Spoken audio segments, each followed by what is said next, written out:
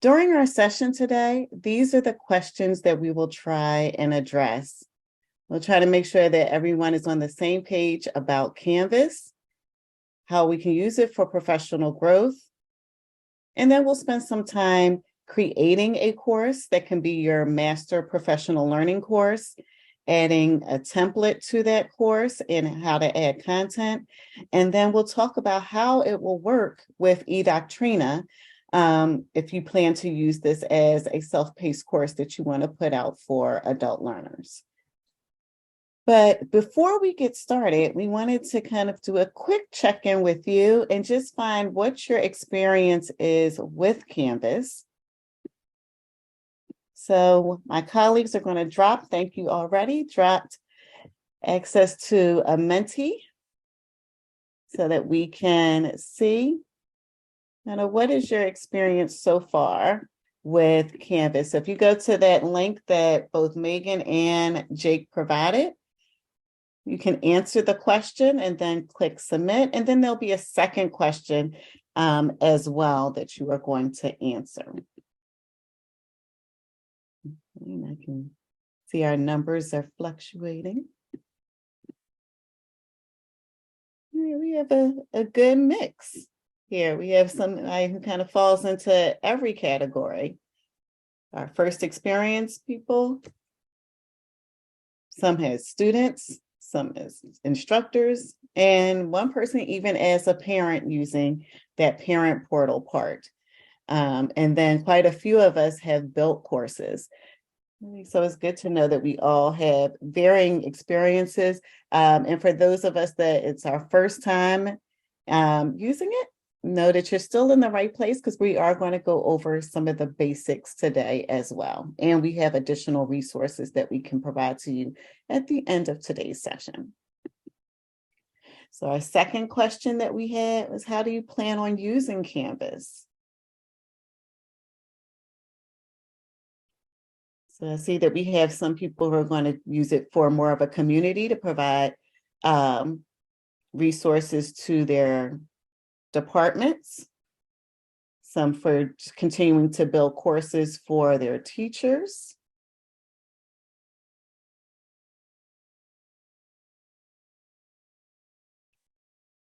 Right, assignments and announcements and professional learning communities. Excellent.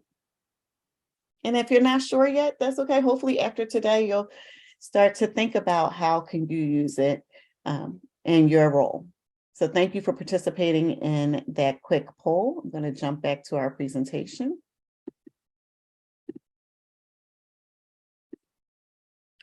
So a little bit about what is Canvas. We're not going to watch the video. We do have the video on our website. So if you want to watch that at a later time, it's a really short 3-minute video. But Canvas is our primary learning management system. It's a place where we can share content with other users, we can collect information from them, and we can use it as a community.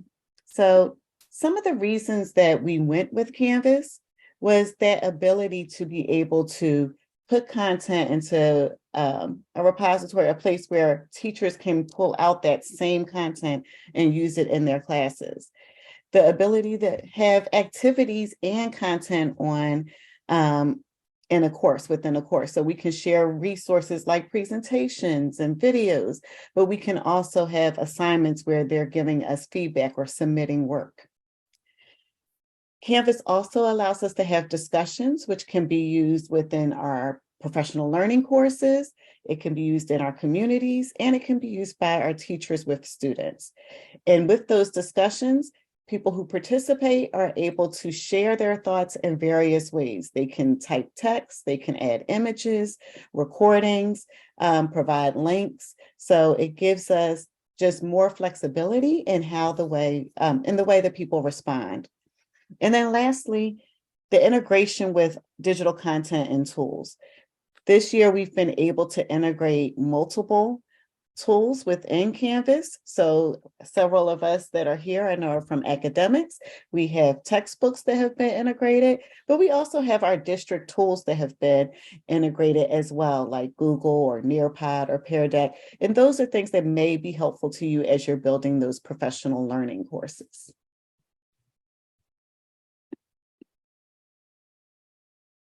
So let's think about how it can be used to support professional growth. We wanted to start by just sharing a couple examples. So for those of you that aren't as familiar with Canvas, this can at least give you a little bit of background knowledge of some of the templates that we already have, and some of the types of courses that are available in Canvas right now. So we'll start with our professional learning type of course, because we know that that's why you're here. Many of you are here today. And we're going to share two examples of a professional learning course. The first one is our Canvas Intermediate course. And this is a self-paced course that is currently running and available in eDoctrina.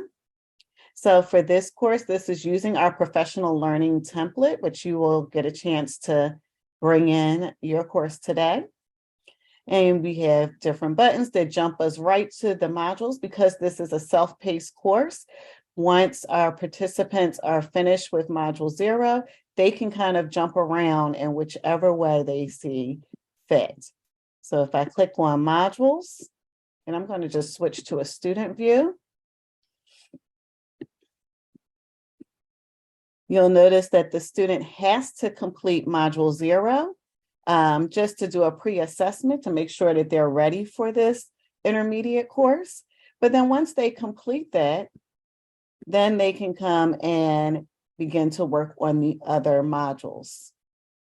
And I'm also going to point out, because you're going to hear about this later, you'll see that some items have a little circle next to it. Those are items that are required in this course to be completed. So they have to complete those items that have a circle next to it. And that falls into a lot of our apply and reflect sections to make sure that they really understood the content that was presented. So that's one example of a professional learning course. Our other example, let me leave my student view. There we go. This is an example from our Office of I'm about to say it wrong. OPE, am I saying it right? Office of Employee Performance.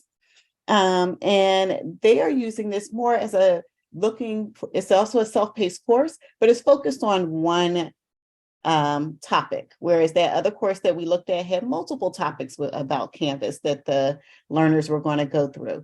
This is focusing on one area of FFT that the learners would go through as well. And again, if I'm in that student view, they also have items that they have to complete, and they've marked that everything has to at least be viewed for that participant to be considered completing this course.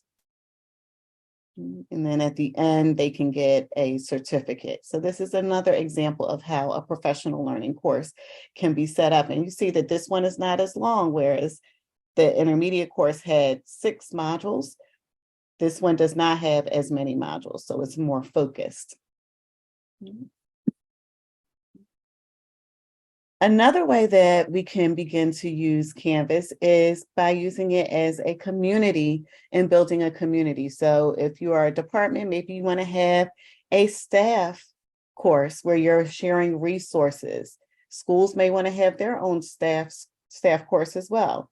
If you're from academics, you may want to have a course for your department chairs to share content and information. And we recently, and I mean very recently, just put our community template out in Commons. So I'm going to just show you an example of what that community template looks like. And so if you're interested in building more of a community type of course, this is a template that may be useful to you, where you can have community information and resources, directories, any news and announcements, information from your meetings, calendar dates that they may need to know about. And again, when you come to modules, there are sample pages that are here that you can use for each one of those buttons that it's linking to. So this gives you an idea of what that community template would look like, even having a newsletter that you would share with your audience.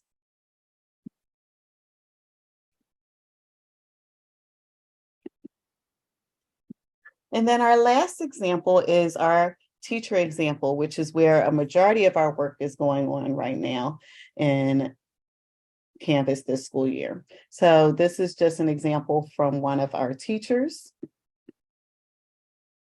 And they also have a template. And so for our secondary teachers, they have a dark blue band as part of their template. And for our elementary, they have a light blue band, just so that you can tell the difference between secondary and elementary. But they also have a standardized kind of welcome page where they can put their own welcome message in. They can add their information about the teacher section and fill that in. And then when they go to their modules, they're going to develop their modules how it works best for them. So there is some template pages that they could use, and academics has also provided content that teachers can import into their course. But as the teachers begin to work, they'll begin to add the content and kind of share it as it works best for their learners. Okay, so that's an example of a teacher course. So now let's talk briefly about the connection between eDoctrina and Canvas. We're going to go a little deeper later on in the session, but we wanted to at least give you an overview of how that connection is going to work. And then later, Megan will demo the process for you. So there's 4 areas that we are going to discuss on how this connection comes together. The first is courses. What do you have to do for those courses? How do the rosters work as far as getting the instructors and the participants into your Canvas course?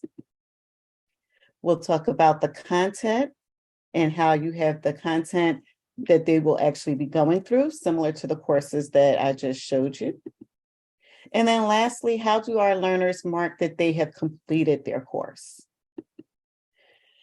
Several of those items, you can see 3 of those items, there is some automatic things that are going to be happening. So they're automated for you. However, there are some things that manually you will have to do in order to make this whole process work. So I'll give you a little bit more information just so that you can see that connection and how it's going to work. When you create a course in eDoctrina and it has been approved by Opal, a corresponding course is going to be created in Canvas. So after the course is created in eDoctrina, automatically that same course with the same name and the section number is going to be created over in Canvas without you doing anything. As for the rosters and the instructors, if there is an instructor listed in eDoctrina when that course is created, that instructor will also automatically be added into that Canvas course, and it'll appear for them in their Canvas dashboard. As for our learners, as they begin to register in eDoctrina, they will also be added on the course list in Canvas. So you don't have to worry about how am I going to get them the link to get into this course and setting up a self-enroll link. It's already going to be done for you. So I have my learners over here at eDoctrina. They're automatically going to come over into Canvas, as well as my teachers, my instructors. Now for the content, eDoctrina doesn't have your content. So if you're building a course, they don't know what content you want to have in that course. So they're just creating that empty shell for you in Canvas with the course name and the people attached. You are going to have to manually actually create that course and add that content. So today we'll be talking about how you can create a master course that you can build all of your content. And then when it's time, you can just import that content into this empty shell so that you can use it each time you have a course running for each quarter. You can just import from that master course into your empty shell. So that is a manual process.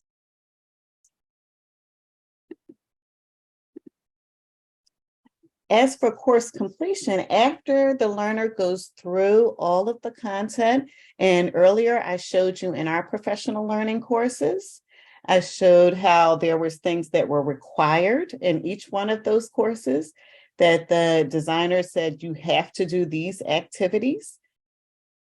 That's going to become very important with this connection, because the learners, once they complete all of those required items, they're going to come back into eDoctrina and click the complete course button. And then the two systems are going to verify. So eDoctrina is going to be looking to see that all of the things that were said that they were required in that Canvas course, were they actually completed? And that's how it will verify if that course is complete. So again, this is kind of our overview. Megan's going to demo it for us a little bit later. But we wanted to at least give you how that connection is going to work. All right. Now, how do I access and navigate Canvas? Some of you are already familiar. You're building courses, so you know how to access and get in Canvas.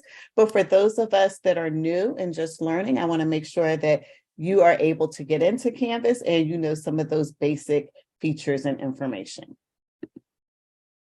So to access Canvas, you can get to it from our staff portal. You'll see Canvas up on that blue bar. And when you go to log in, you're going to use your Active Directory username and password, the same thing that you do to get into your email. So I'm going to show you just again here on my screen. Here is that Canvas link. And then you can go ahead and log in. I'm going to give everyone a second, if you're not logged into Canvas already, to go ahead and please log into Canvas now.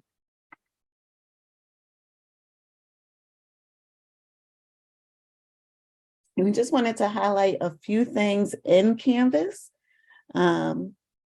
just for those of us, again, who are just getting started with Canvas. We're going to point out just a few features on our global navigation menu that you want to be aware of.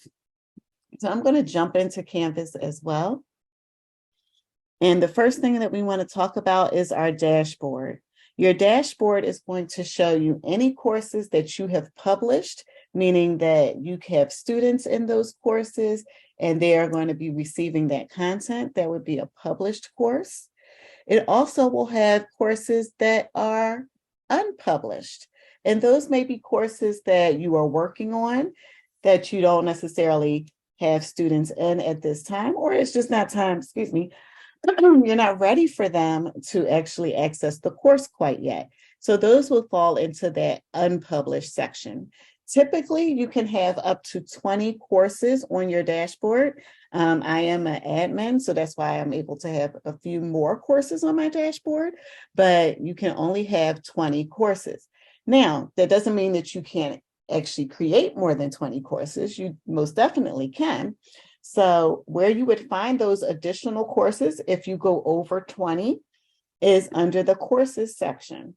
So here it's going to show the same thing that you see on your dashboard, the published courses and the unpublished courses. But down at the bottom, there's a link that says all courses.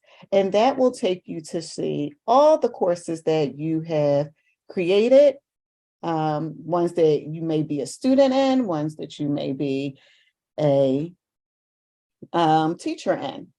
Right. And you'll also be able to see any past enrollments in that area as well. So you can see I have a ton of courses that are there. I'm going to go back to my dashboard.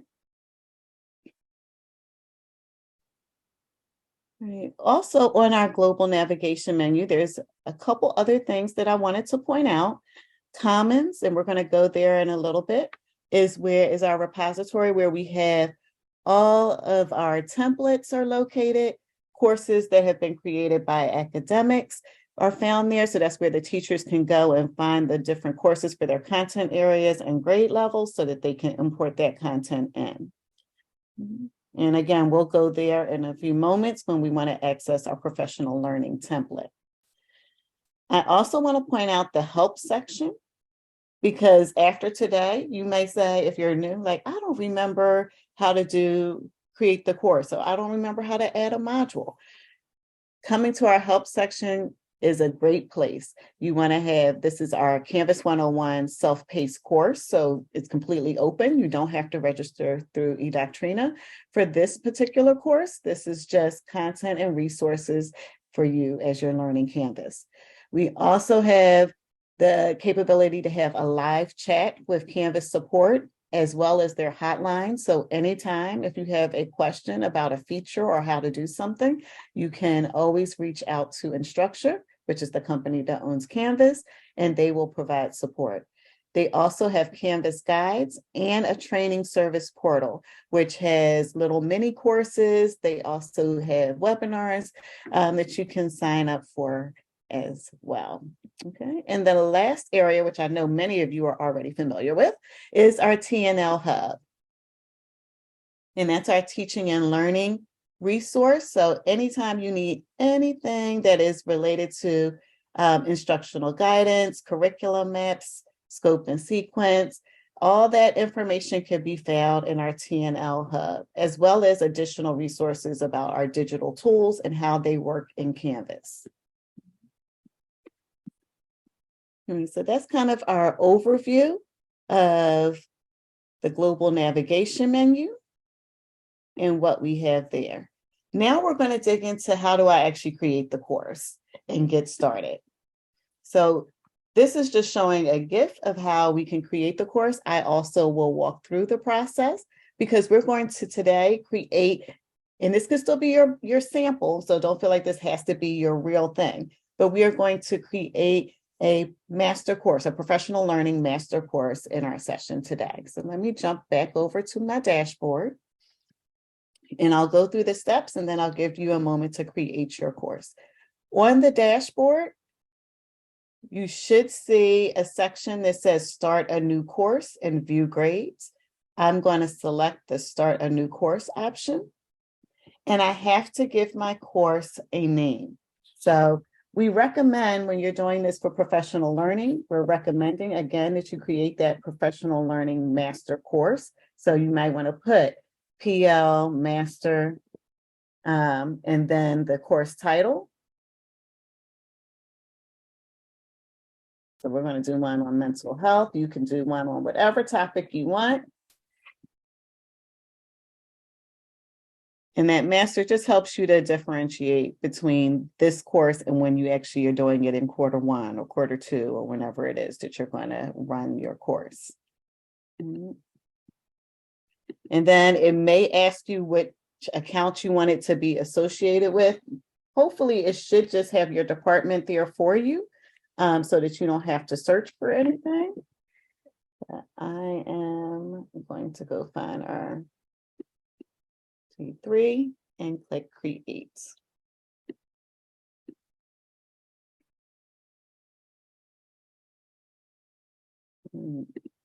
So I want to give you a few moments to go ahead and create your master course.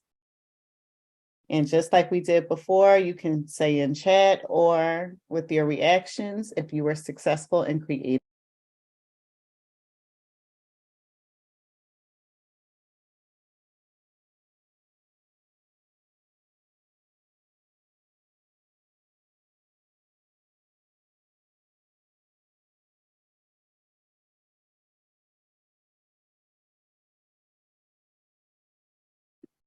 Okay, if you only see ISSC, that's fine. You can create your course under ISSC if you see a choice of manually or excuse me, or ISSC, you can choose manually. But ISSC is fine because then it's associating the course with your department, that's all, or with your office, such as that.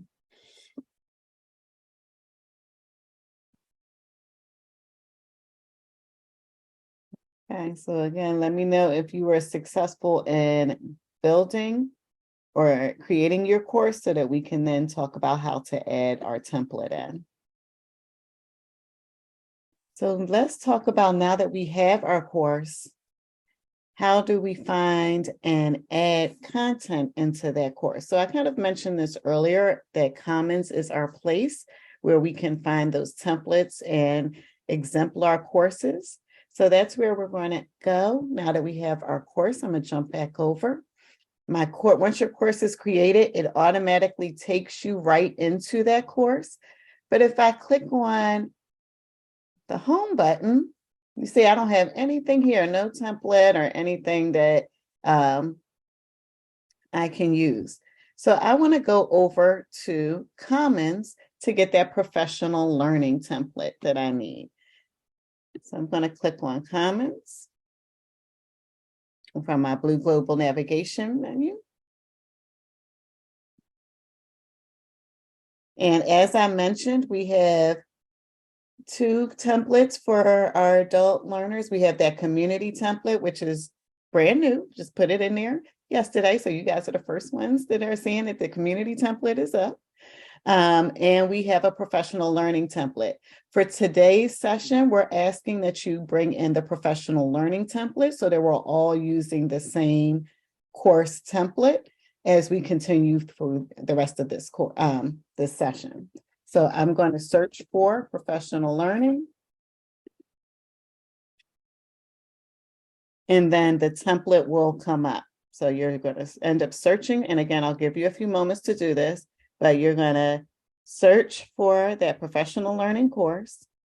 When you click on it, we're going to choose import download. And then it's going to take you to a list of all of your classes. And you're going to find the one that you just created, which I now have two of. And hopefully I'm choosing the right one. And we're going to make sure that we're selecting that one and then selecting to import into the course.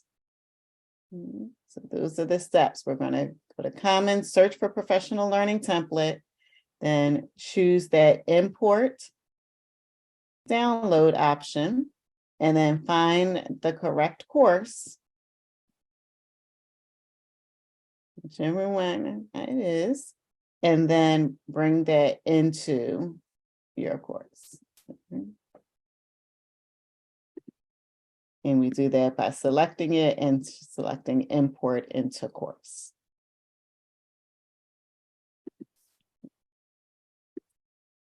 So I am going to give you some time to go ahead and import the professional learning template.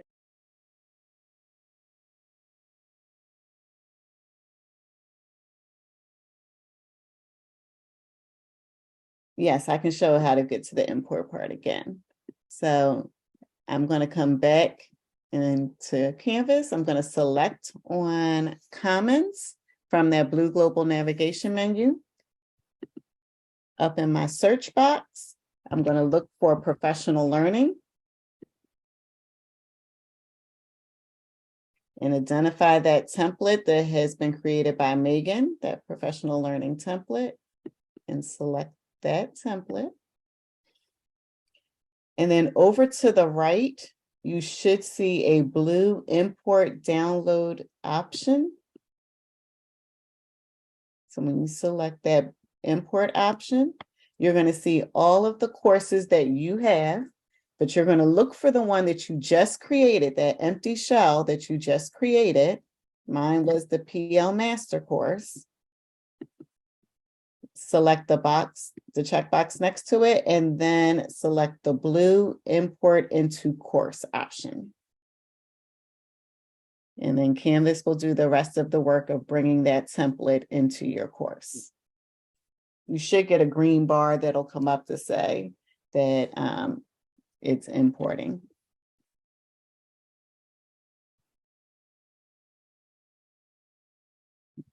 I'm not going to select it here because it's already.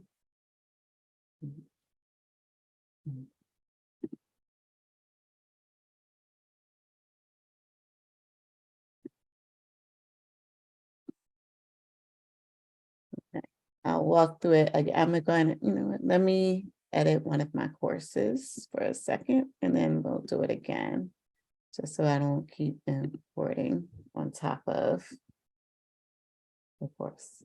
Give me 1 second to just rename this course so I know which one it is.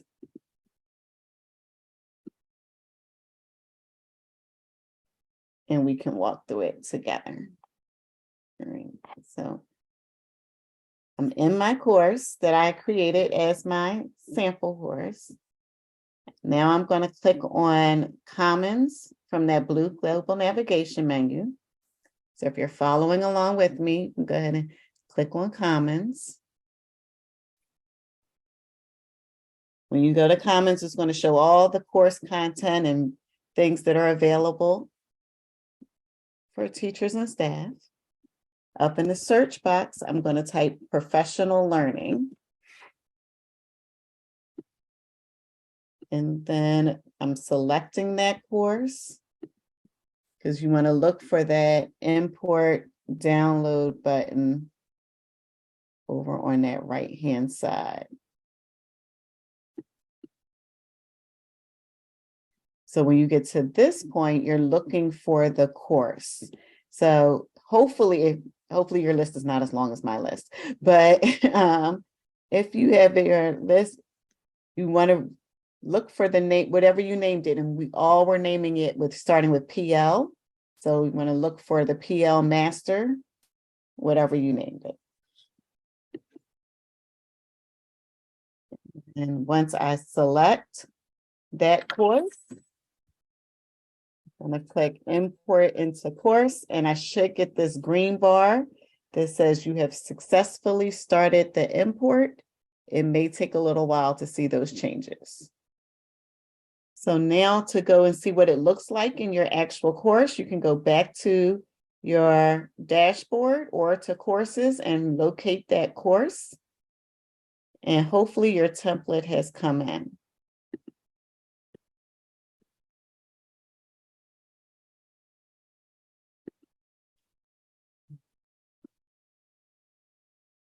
And you have that professional learning template in your course.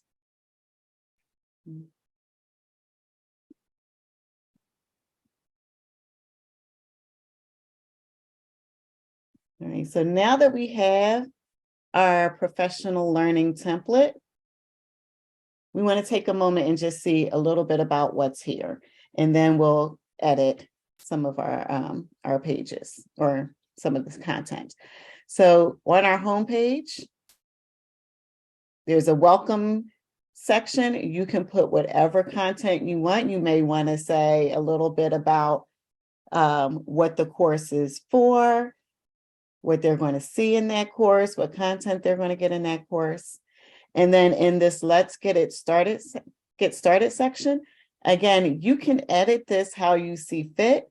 There are some standard buttons that are here for you.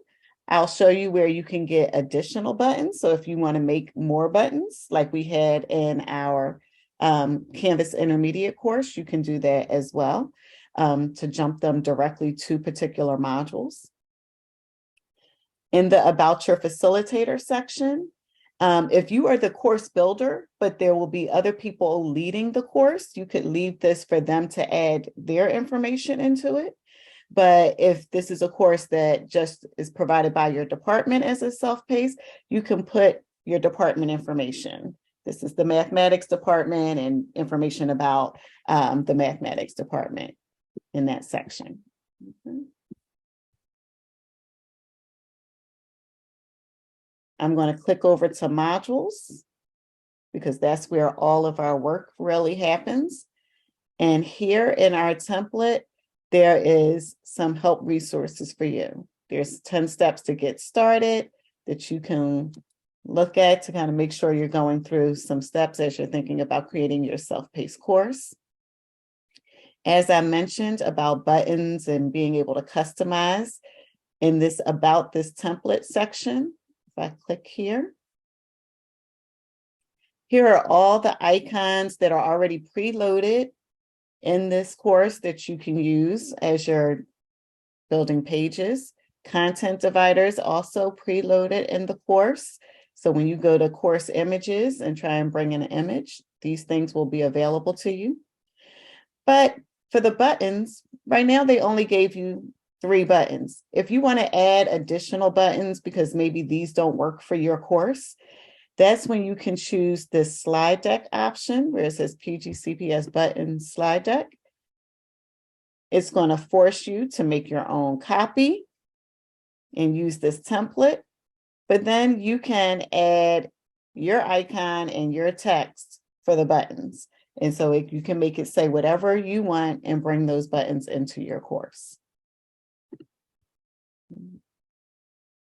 Same for your course card. There's a template that's there for the course card and a template that's there for the banner. So if you want to change the image so that you can put a different image, you can do that as well. We do ask that you kind of leave the PGCPS and our little arrows, but you're welcome to change whatever and put whatever image fits your needs. Okay.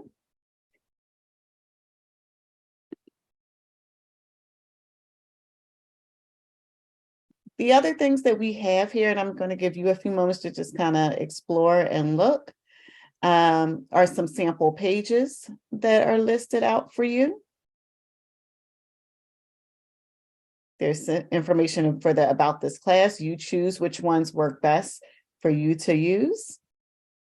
And we wanted to point out the module structure that we've set up.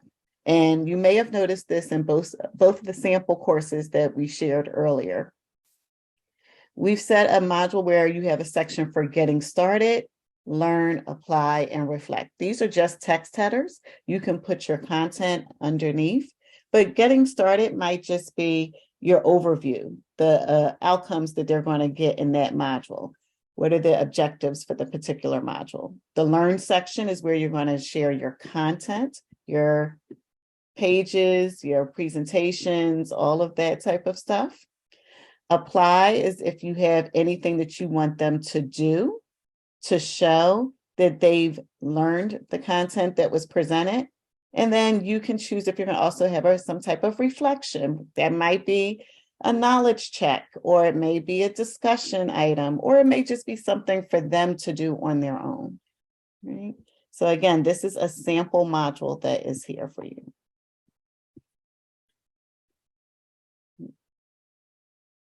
I'll give you a few moments just to click on a couple of the sample pages and take a look at some of those sample pages.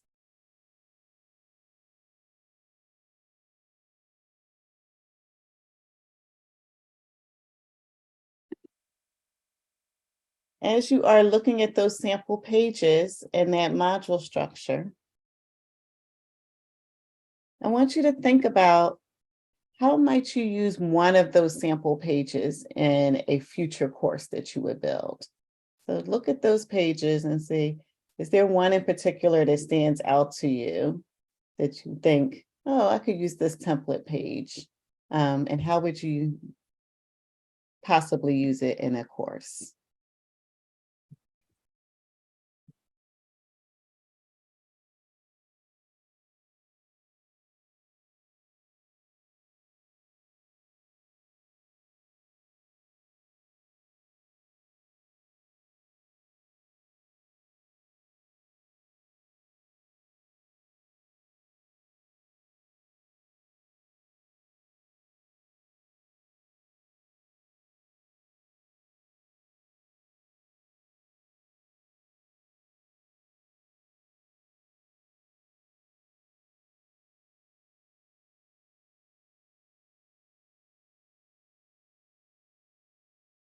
Okay, thank you, Shannon. Use the parking lot as a place.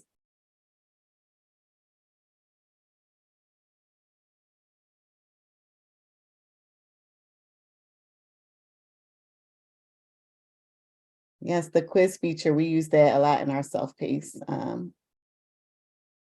courses, just as a quick check, like a 3-5 question quiz, just to make sure that you understand what was presented.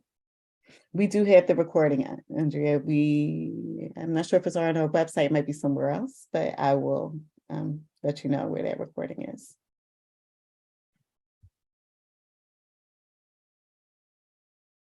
Anyone else think of some ways or one of these pages, how it might be useful for you?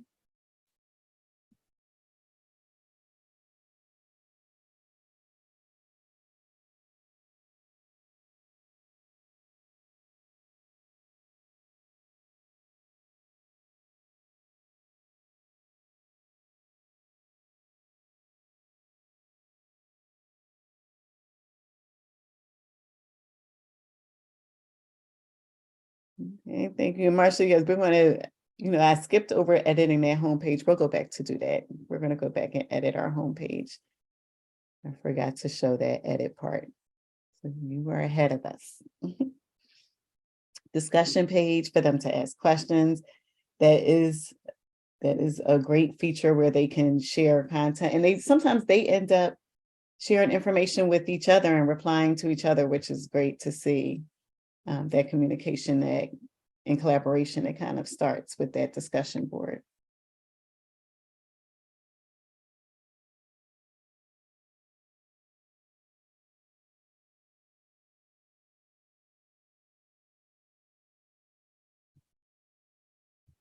And then assignments, yes, for them to complete and show that work. Excellent, thank you. So I want to make sure that we do, before I pass it to Jake to move forward, I do want to show how to edit that homepage for those of us that may not be familiar with it. So I'm going to jump back, if I can get back to my course, there we go. I'm going to jump back to my course and I'm going to go on the homepage. And I talked about the things that were on the homepage, but I didn't show how to edit the homepage. In the upper right-hand corner, you should see an edit button with a pencil icon. And if you click on that edit button, you can come down into this box, which is called the Rich Content Editor, or you may hear us say the RCE. And if I put my cursor here on this yellow bar where it says, place your course title here, I'm going to take away that text and put in the name of my course. Mine was mental health. And then in my welcome message section, I can take out the text that's already here and I can add my own welcome message. And I'm going to cheat a little bit and just put a little sentence right there.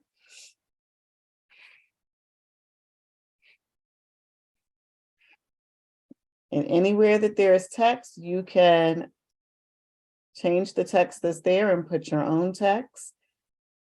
In about your facilitator section, you can add information there as well. So I'm going to give you a couple minutes to just add a welcome sentence if you haven't already to your homepage. And the most important thing to remember after you make any changes in this rich content editor is to go down to the bottom and click on that blue save button to save your work, because it's not like Google where you just navigate away and it automatically saved for you. If you don't click the save button, then you will possibly lose your work. Okay, so make sure you click that save button. I'll give you just a couple minutes to add a sentence for your welcome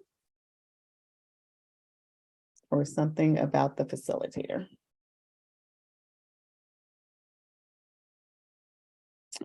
There is not a back button. There is a page revision option. So if we have time, we can show that. Actually, I'll just point to where it is up on my screen. Next to the three dots, next to any page, there is a page history that you can go back to.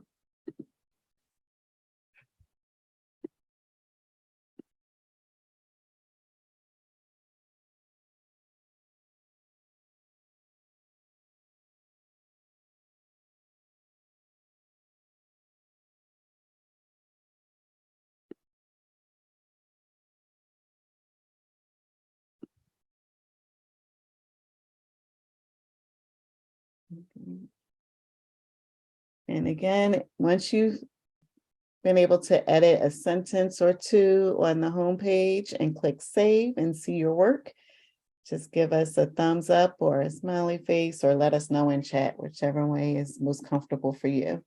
And then we will move forward. All right, and at this point, I'm going to turn it over to Jake, and he's going to walk us through now adding content into our course. All right, so we're going to go ahead and get started with our next section for today.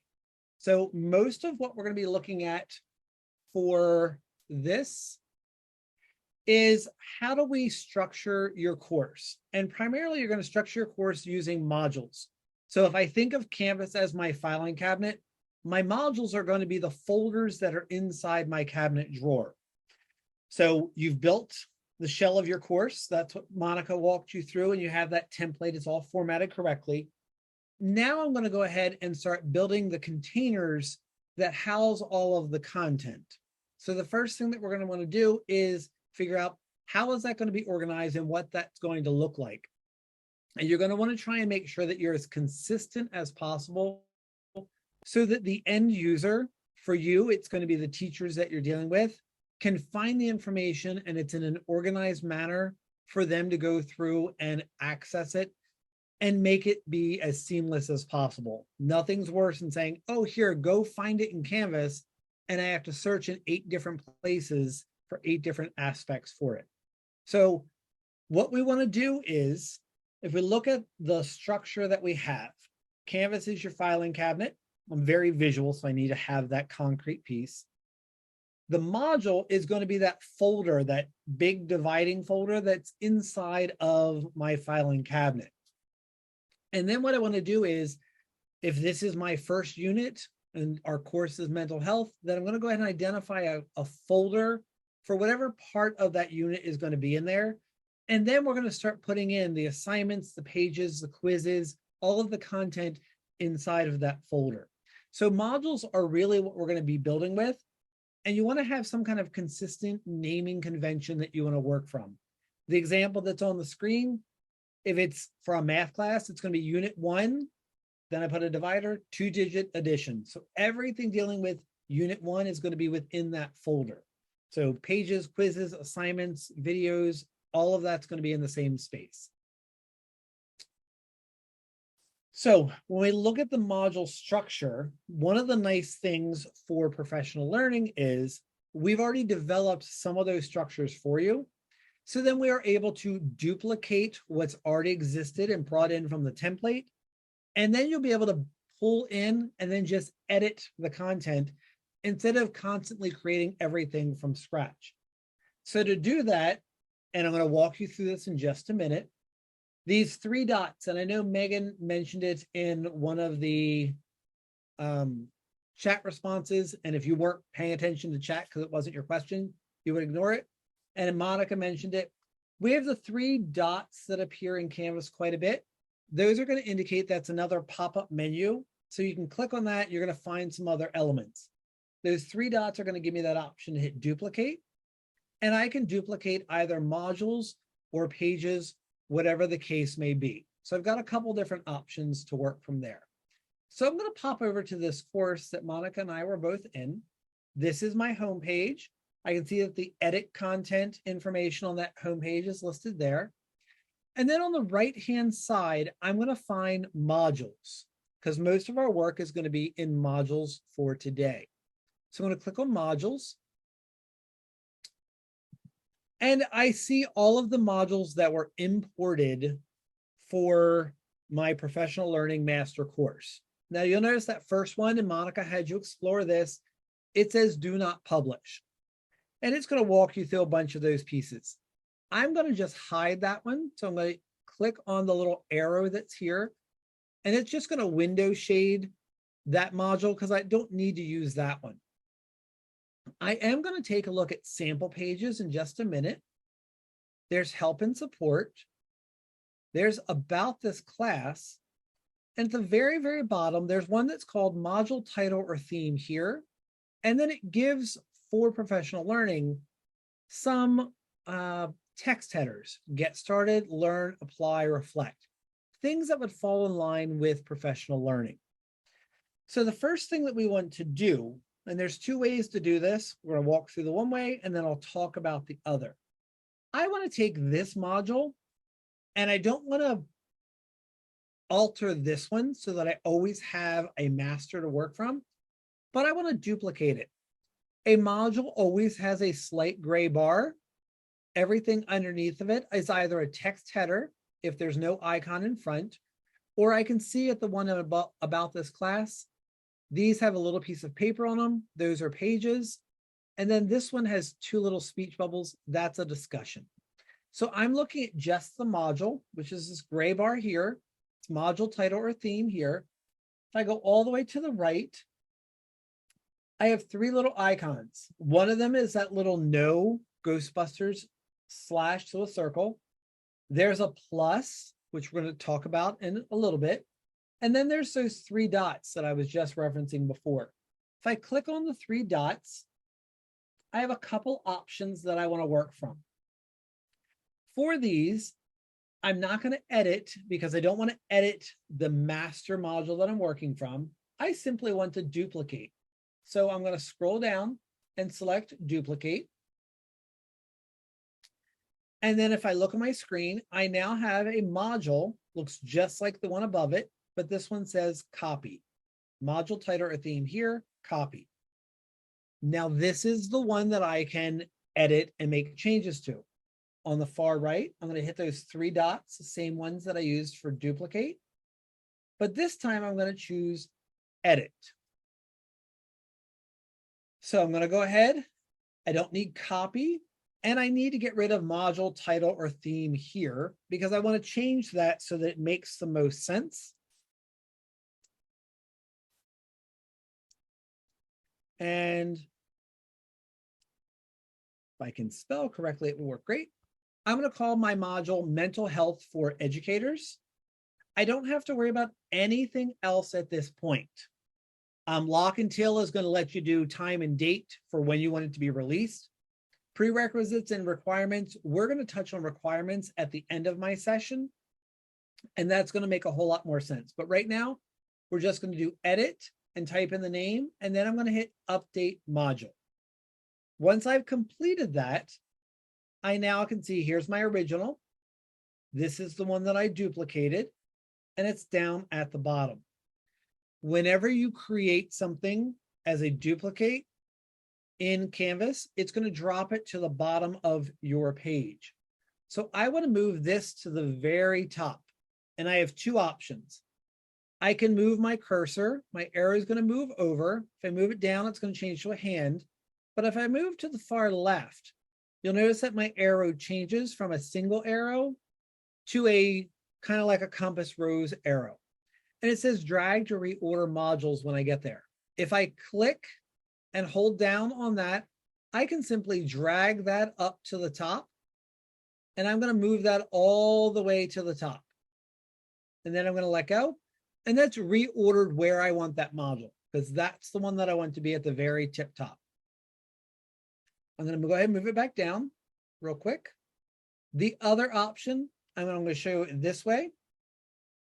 If I use those three dots on the right, I can click on that and I can say move module. Sometimes this is easier if you have a trackpad or you have a mouse that's kind of on its last legs. I can hit move module and I can say, where do I want to place that module? Before or after at the bottom? And I just want it at the top. And I click move and it moves that module all the way to the very top.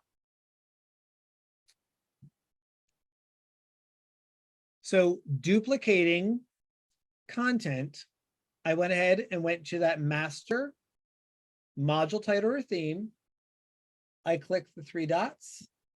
I hit duplicate. Once it made a copy, then I made my edits. The other part that I want to show you, and we're going to do this one before you do your hands-on because it's the same setup. If I go to my module that says sample pages, it says duplicate the pages as needed. I want you to find the one that says page present content title here. It's the third one down on that section. If I go to the right-hand side, I've got those three dots, same steps as we had before. click on the three dots. I don't want to edit yet. I want to hit duplicate. That way you always have your master. Once you have your master there, I can either click on the page itself and I can hit edit. And now I can change the name of that page. And I'm going to leave everything page present content on the front end. You can change that as you see fit. I'm going to call this one mental health resources. And again, this is just the template for the page. And I'm going to hit save. Now, when I go back to modules, one of the things I want to make sure that you see, it did not show up here. Remember, I duplicated and I dropped it down onto this page. Now I can either go to those 2, 4, 6, 8 dots, click and drag, and I can simply drag that all the way to the top and drop it in on the module where I want it to be. Or put it back down. I can do the same step I did before. I can use the 3 dots and I can say move to. And then it's going to show me all of the modules that I can select from. And I know that I created my own module that was mental health for educators. And then it's going to say, where do you want to place that? And then again, I can say where I want it to go. And I hit move. So once it's there, it's outside of my text headers. So now I can simply drag that and move it underneath for there. So a couple things. I'm going to go back through, hit all the highlights again before we get started. You're going to duplicate a module. So find that module title or theme. We're going to hit the 3 dots and hit duplicate. Then you're going to hit the 3 dots on that copy, edit, and change the name. We're then going to go to sample pages. You're going to find a page, click your 3 dots, hit duplicate, and then I can hit edit here, and I can change the name of that one here, and then hit update.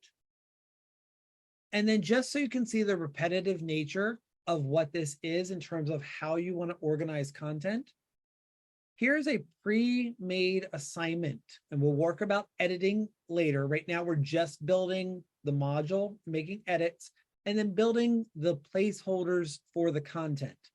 If I go to individual assignment, I can again go duplicate. It's going to tell me that I have a copy. On the far right, I'm going to hit the 3 dots. I'm going to hit edit. And for my assignment,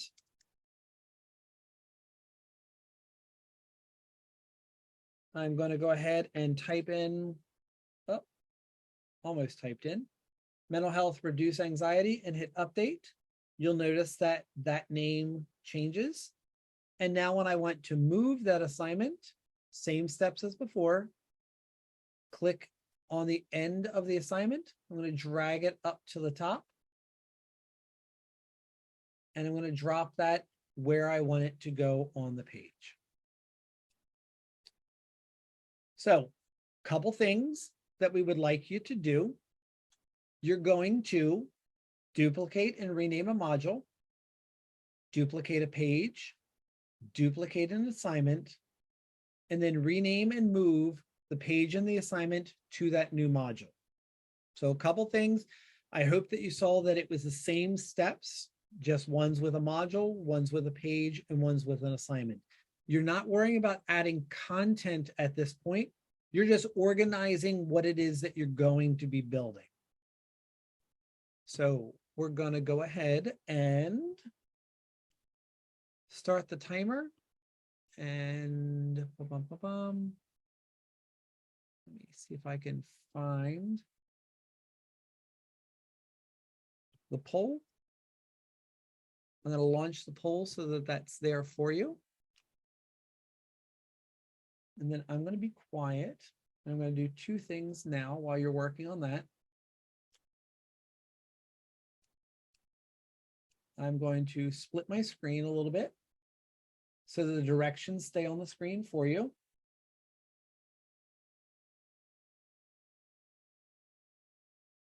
We're going to duplicate and rename a module.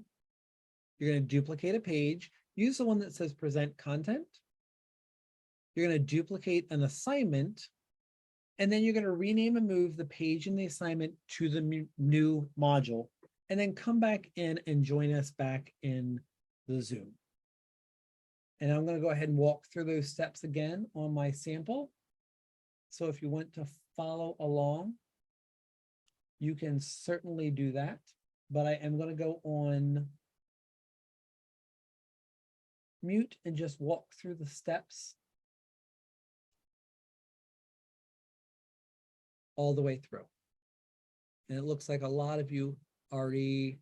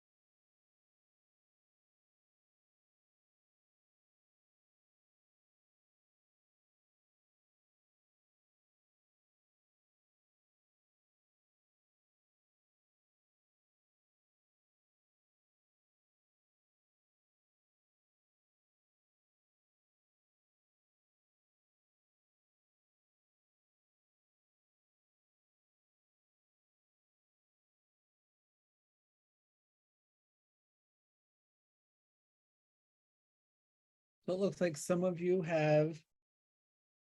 are putting your responses into the chat. Thank you. And some of you went ahead and added onto the poll. That's great. We're going to go ahead. If you are ready, we're going to go ahead and move on to our next piece. Remember, at this point, it was solely duplicating and moving the module. Then you go down, you find a sample page, and we looked at page present content. Same steps as you did for the module. Go to the far right. You're going to hit those three dots. You're going to hit duplicate. You're going to get the one that says copy. I'll hit the three dots on the one that says copy and hit edit. And then I'm simply going to change the name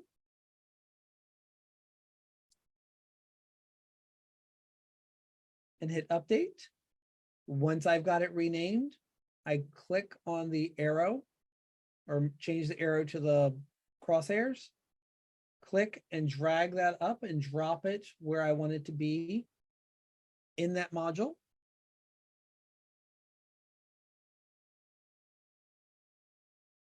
And then for the sample assignment, you're going to do that exact same thing. So I found individual assignment. You'll notice that we have options for group discussions, quizzes. It all depends on what content you're putting in. For individual assignment, again, I'll hit the three dots, duplicate, find the one that says copy, do edit. I'm going to change that name here. Hit update. And then I can take that assignment, drag it up, and drop it into location. So same steps for all of those. Find the three dots on the far right-hand side, duplicate, edit and rename, then go to page, edit, rename, then go to assignment, edit, rename. You could do the same whether it's a discussion or a quiz, whatever the case may be. It's very consistent in how it's being designed to kind of make it go a little bit easier and smoother for you. All right. So our next section that we want to take a look at is the RCE. And Monica mentioned this earlier. We will often call it the RCE. This is your rich content editor. So now we're going to go ahead.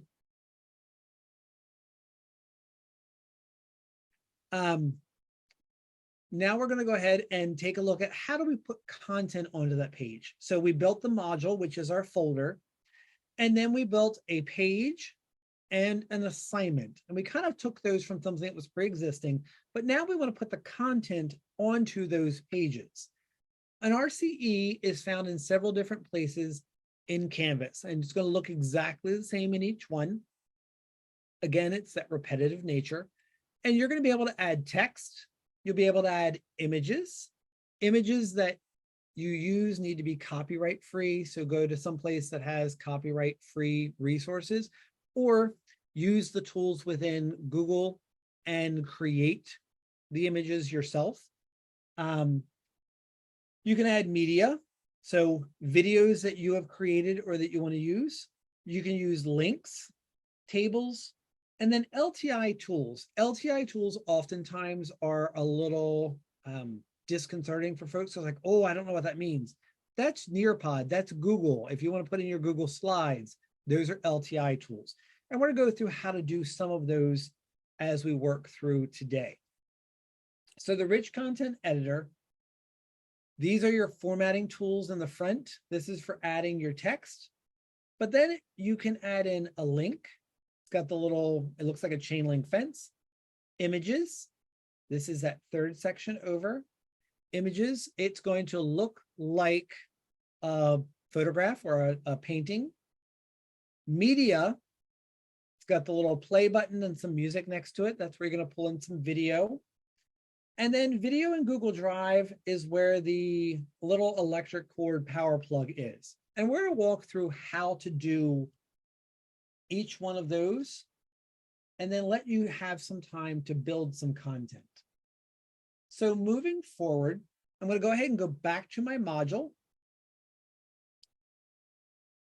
And I'm going to find the one that's called mental health resources. So the first thing that I'm going to do, I'm going to find that present content more MH resources, either page, because I've added a couple in.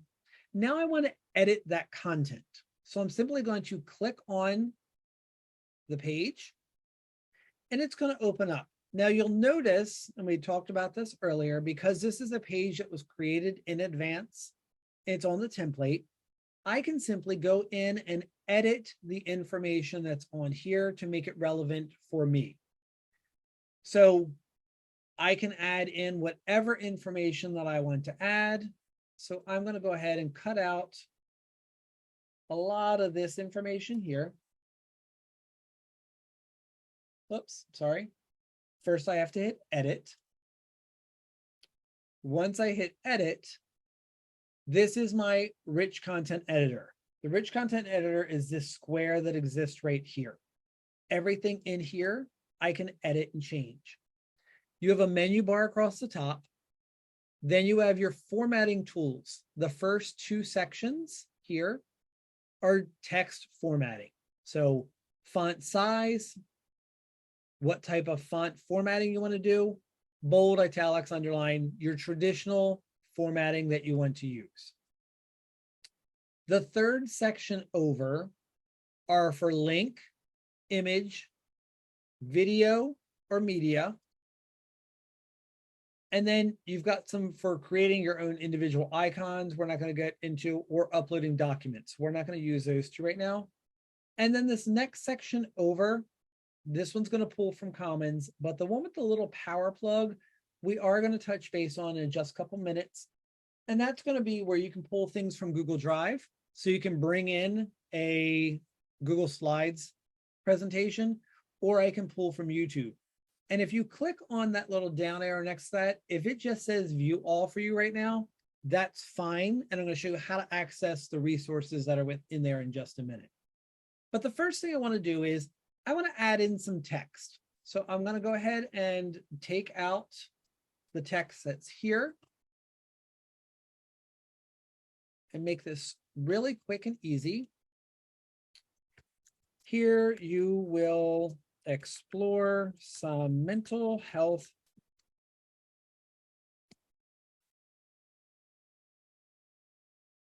resources. Plain and simple, nothing fancy, just writing in the box. Nothing's going to save. Monica mentioned this before. So I go to the very bottom and hit save. What I want to do is I want to highlight mental health. And I'm going to go ahead and increase the font. And the A with the underline, that's for your color. I want that to stand out. And then resources, I'll do that in like a purple highlight. Why? Just so I can show you that you can do those edit tools. These are the same tools that you would want to use in any other type of formatting that you want to do. Okay, so this is simply adjusting size and shape for what it is that you are putting on the page. Okay, just formatting text, nothing extra to it. Plain and simple. Now, the next thing that I would want to do is maybe I want to add in a link. So I'm going to go ahead and I'm going to click on that link icon, and I could scroll down and put it down here, but I'm going to build this kind of like it's from scratch. I'm going to go to link and I'm going to hit external link. And it's going to ask me for two things. The first thing is, what text do I want to show on the page?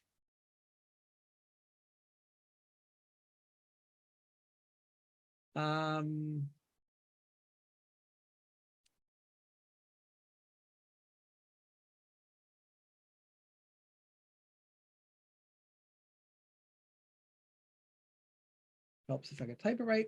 So Prince George's County mental health. I'm going to go up real quick.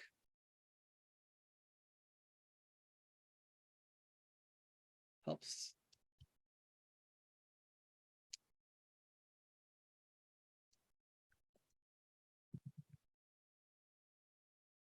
Just want to grab, here we go. I want to make sure that I have a URL, that web address. So I'm simply going to copy the web address. The text is going to show up one way, and then I'm going to simply paste in the link and hit done. Once that's done, it's going to show up. I'm going to have that underline there, and I am good to go. And then if I want to remove it, if I don't need it, I can do that. So to add a link, I'm going to throw in another one that doesn't make sense for our topic. I'm going to click on the link. I'm going to go to external link because it's going out to the web.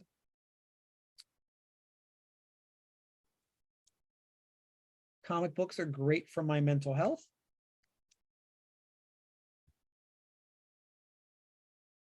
I've already used that one before, and I'm going to hit done. So now I have two web links that I've added to my page. First thing I did in the RCE is I added some text. Second thing I did, I added 2 links. When you go to add a link, it's the one that looks like a chain link fence. Click on that, hit external link, type in 2 things. The first line is going to be what text shows up on the screen. The second line should show up as what you want it to be, what the web address is that you're going from. And it's usually best to copy and paste that in and not just type from memory unless it's one that you know for a fact what that is. The third piece that we're going to show is how to do an image. So when I go to do an image, if I hover my arrow over top of that second icon that looks like a painting, I get a couple options. I can upload an image, find a course image, or user images. Course and user images are things that have already been pulled in from elsewhere. So I need to upload an image for what I want to use. So I'm going to click on upload image. Now, I can either know the URL, the web address for a specific page, or I've already gone out and I found images and I've downloaded them to my computer. So images that I use for documents and things of that nature, I'm going to have organized on my desktop. So I'm going to click, I don't do drag and drop. I can click on the rocket and it's going to open up my desktop for me. If I go to my desktop, I have a folder called Canvas Images, so I can open that up. And I know that I have an image in here about emotions. So I'm going to go ahead and open that one up. Here's all the different emotions about everyone's mental health. And I'm going to hit submit. Now, one of the things that I'll point out on this page, there's an alt text section where I can describe the image. And this is for your accessibility options. So if someone is visually impaired or is able to see everything clearly, I need to put a description of what that image is.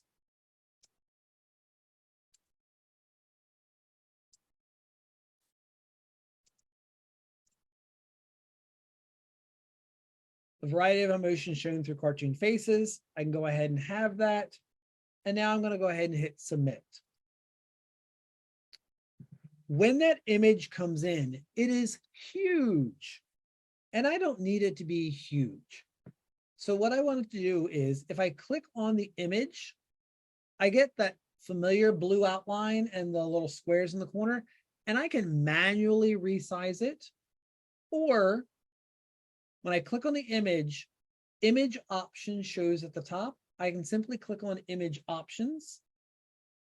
On the right-hand side, under size, it says custom, and I can adjust that down to small, medium, large, or extra large. And I typically, for this, am going to use small or medium. So I'm just going to choose small for today and hit save. That goes ahead and it drops in the image just so that I can see it on the page, makes it a little more user-friendly.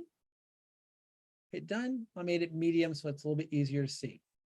So in my RCE at this point, I have added text, changed formatting on the text. I've gone to the link option and I've added in 2 links for 2 websites. And I went to the third one over, which was the media or the image, and I uploaded an image. Now, this was an image that I had on my desktop. This one happens to be relevant for what I was working on, and that's great. But since this is my sandbox, it's your sandbox that you're playing in. If you want to grab an image that you have on your desktop or in your computer that maybe doesn't fit with what you're building, but just so you get the practice in doing it, you can certainly do that. I'm going to scroll down to the bottom and I'm going to simply hit save. Excuse me. So this is what that page is going to look like for me. If I go to the upper right-hand corner, I can click on student view. This is going to let me know what it looks like for the participant who is viewing this. And it's going to say nothing is available yet. That's because nothing was published. So I built the module, I built the content inside, but I didn't publish anything yet. And that's okay. We don't want to necessarily publish at this point. So again, I went into a blank page. a template. Then I go up to edit, the upper right. And then I went ahead and I edited the content that was in here to add in some text, links, and an image. So what we're going to do, I'm going to slide this over a little bit. I'm going to slide this one back over a little bit. And I'm going to let you go through and do, I'm going to hold off and do the Google Slides and video after, so that you have a chance to add in text, link, and an image. And then I will do video and slides separately. So we're going to go ahead and get started. We'll do your 5 minutes. I'm going to turn my mic off so I'm not talking while you're working. And if you need help, go ahead and ask your questions in the chat.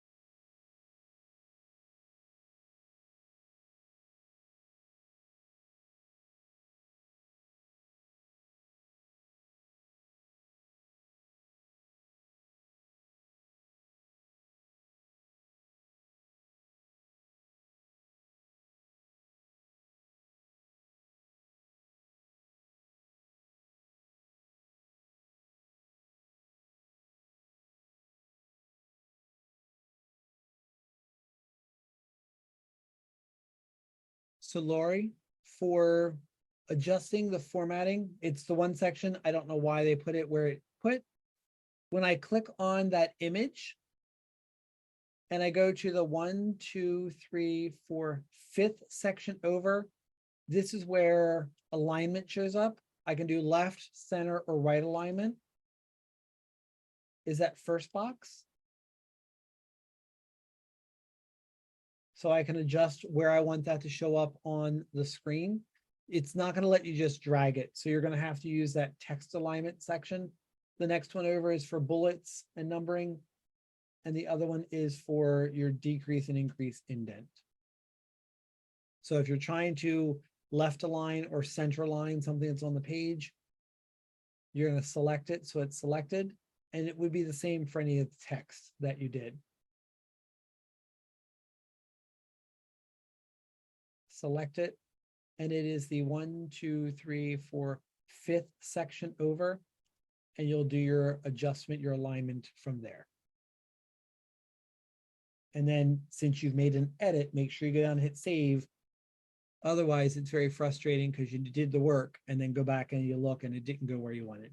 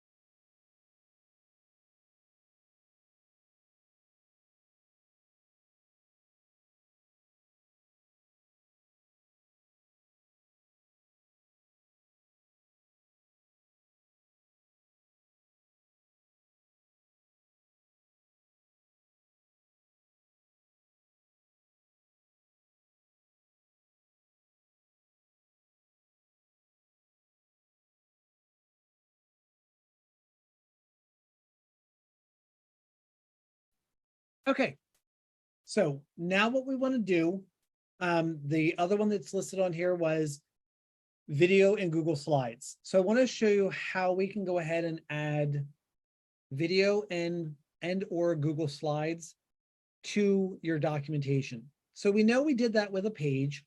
I can go down to assignment and do the same piece, but I'm going to go ahead and go to a second page that I created. I'm going to go up to the top and hit edit. Same exact steps that we had before. This time I'm going to go ahead and take out most of that text, so it's kind of blank now. And I'm going to say, review the tips on anxiety reduction. So what I want to do is I want to embed a video. So this is going to be a YouTube video that I've already found. If it's just a video that I have already recorded, then I can go ahead and upload the video, or I can record it straight up. But I want to go ahead and grab this from YouTube. So in that fourth section over, this counts as 1, there's a divider line, 2, 3, this fourth section over, I have the little, it looks like an electric cord plug. I'm going to click on that. Now I notice that I have Google Drive and YouTube are showing for me already because those are ones I use frequently. But if yours doesn't, just click on View All, and I'm going to look for YouTube. Now I can type it in, or I can simply scroll to the bottom of the screen and find YouTube. Now, in this instance, I know what I'm looking for, so it's going to make it, excuse me, a little bit easier for me to find. Self-care tips to reduce anxiety, because I did my work in advance and I looked up what I was finding. And then I found this quick video that I want folks to take a look at. As with anything else that you do, make sure that you review what's there and don't just say, hey, that sounds great and it's the right length, and use it. Make sure you've looked at it and done your due diligence in advance. So if I want to, I can click on this and it's going to show me what's there. But I can also go ahead and hit embed.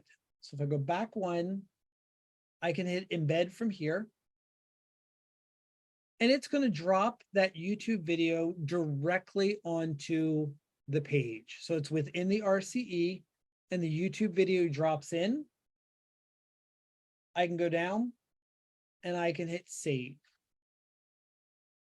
Now that video plays when you get to the page, and it has all of the content and the information that's there.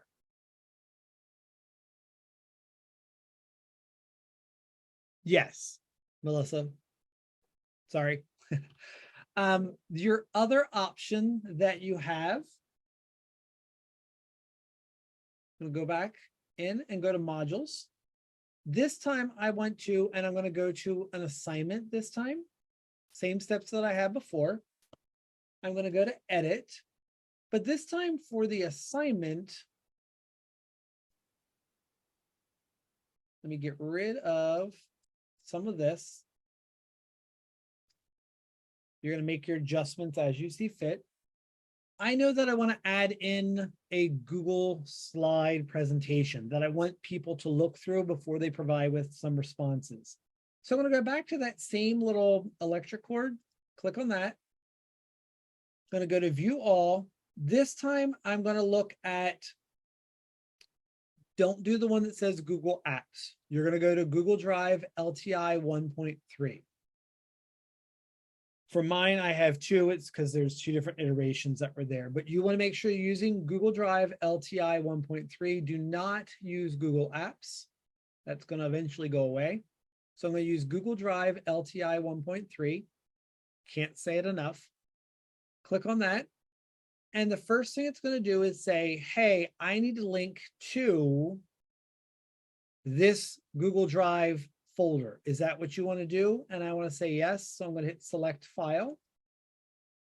We pull over my other window, jump to my other screen, and it's going to open up my Google Drive folder.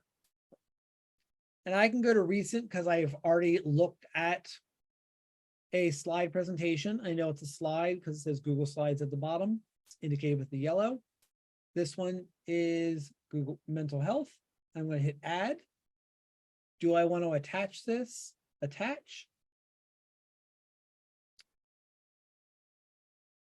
And now it drops in that Google slide into the RCE on the assignment page. And I can scroll through and see everything that's within that presentation. I can see how long the presentation is. I should already know all that information, but this will let me navigate all of that from the RCE. So two different things that you can do from the RCE. I can go, whether it's on pages or assignments, I can go to the little electric cord and I can go to view all and add in YouTube. I can go to view all and add Google Drive. And once I've added one of each, they'll show up on my list to be able to pull from. Rich content editor. And it just means that little box where you can put in text, you can put in links, you can put in images. It's just what that box is, where you're going to do kind of your editing and word processing to give information to your students. All right. So I'm going to go down. I'm just going to hit save for right now. So now what I want to do is I want to take a look at my module. And I want to go ahead and I want to edit the assignment. So there's going to be a couple assignment details that I want to make sure that we do. So I'm going to go into the assignment that I did before. There's my Google slide presentation. But now I'm going to hit edit, because before I hit edit, you'll notice that it doesn't give me any information about the assignment. So I want to go ahead and add in some pieces for the assignment. So I'm going to hit edit. We'll leave everything in the RCE as it is. How many points is this worth? We're going to say it's worth 100 points. Assignment group. Teachers have assignment groups they need to assign for. I'm going to leave it as individual assignments. And then submission type, I want this to be online. So this is where participants, not necessarily students for our case here, they want to have some interaction. So I need to give them something that I want them to do. And I want this to be text entry. So let me go back up. List ways you can reduce stress after work. So there's the direction that I'm going to give them. We've got the mental health presentation. This is the direction. In the assignments field, you can give points, assignment group. When you get to submission type, it's going to start out as no submission. Because this was one that came in from the template, text entry and file upload were already listed. But I could also add in media recording. So if I wanted them to have the option to go ahead and record something, audio or video, I could do that. But I can leave it just at online and just text entry. So I just want the results to show up there. How often do I want them to be able, or how many times do I want them to be able to submit a response? It's not going to be a group assignment. I don't need to worry about peer review. And then what is the due date? Typically, this is probably going to be the end of the course. So my due date for this, I'm just going to make June 1st.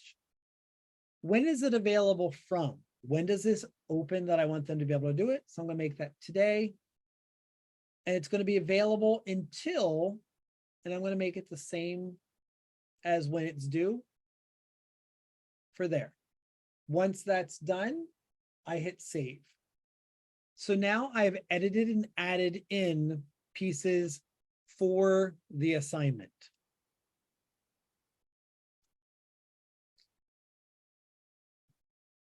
So I can take a look at what's there, see that something's there. When I go back over to modules, I'm going to do this part real quick because I want to make sure that you see it. This is my module. There's that little publish, not publish icon. I want all of this to be available for people to be able to see. So I'm going to go ahead and I'm going to publish the module. And then it's going to publish everything within. If I don't want everything to be visible, I can uncheck any parts that I don't want them to have access to just yet. This is going to be important for the part that we do next. But I want to make sure that I published everything solely so I can go to student view. And from the student view, now I see mental health resources. And the only other courses that are modules that are listed were about this class and help and support. Those other two don't show for the student because they were never published. So now this is the information that students would have access to or participants would have access to moving forward. So we're also going to have a minute to let you go in and edit an assignment and edit in those details that you need to have and then save and publish. And then we're going to go in and I'll briefly go over how to look at setting requirements. So let me pop back over here real quick. Canvas elements, modules, pages, assignments. These are going to be scored. Quizzes are scoreable. Discussions are scoreable. Third-party apps, those are your LTIs. Google, Edpuzzle, Flipgrid, Nearpod, things of that nature. So now what I'd like you to do is select the assignment that you duplicated from before, edit the assignment details, set the submission type to online. If you pulled yours in, it may already show that for you, and then save your page. So we'll go ahead and pop this over to the left. Go ahead and start our poll.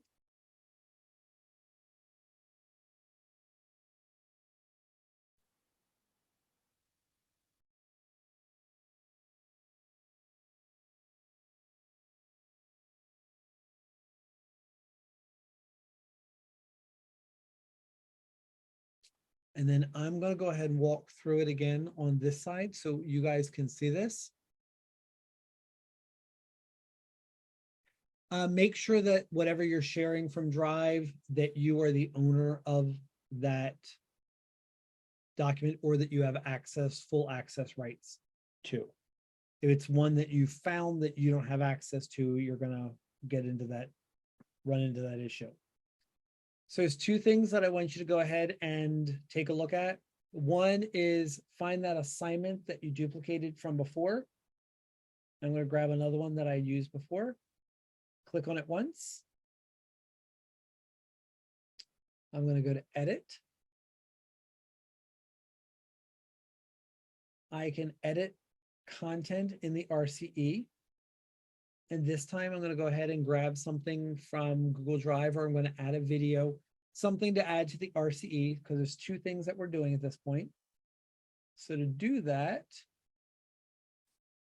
go to my electric extension cord, and I'm going to go to Google Drive.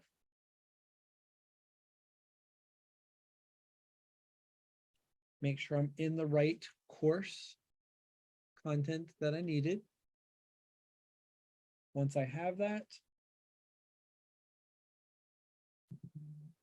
I'm going to locate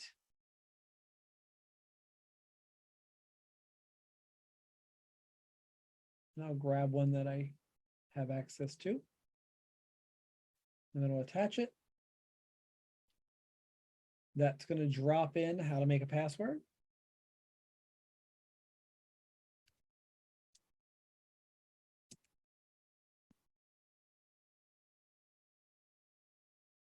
I'm going to put in a question just so I have a question there. That's the actual assignment that I want them to do. Put in the point value. Change my submission type to online. If I don't want the file uploads, I just want them to type information in, I can uncheck file uploads. So the only option they have is to do text entry. And then I could do media recordings if I wanted to see something visual from them. And then I just need to do my due dates. Typically, it's going to be the start of or the due date is going to be for year-long things, I would do it for the end of the year. And I'd make it available from whenever it is that you're posting it. So I might do from the start of the year till the end of the year, whatever the time frame is that you're doing for your office. And then I'm going to hit save. That's going to drop everything in for the assignment. If it is published, I can go to student view. And then I can see the assignment that's listed. And then I can see what are the 2 types of ways that I can respond as a student.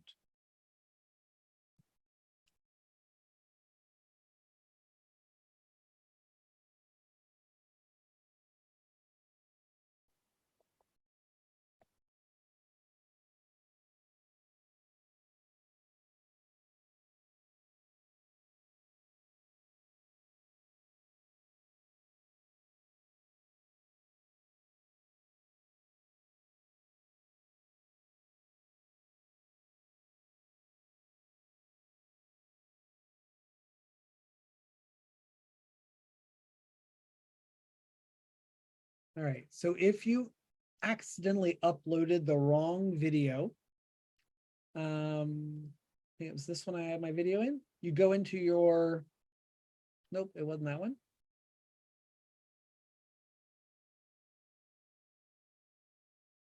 I can go in, I'm going to hit edit. Simply click next to the video. If you click on it, it's going to start to play. So think of it as just like an image or a piece of text. Select what was there. And then just hit delete.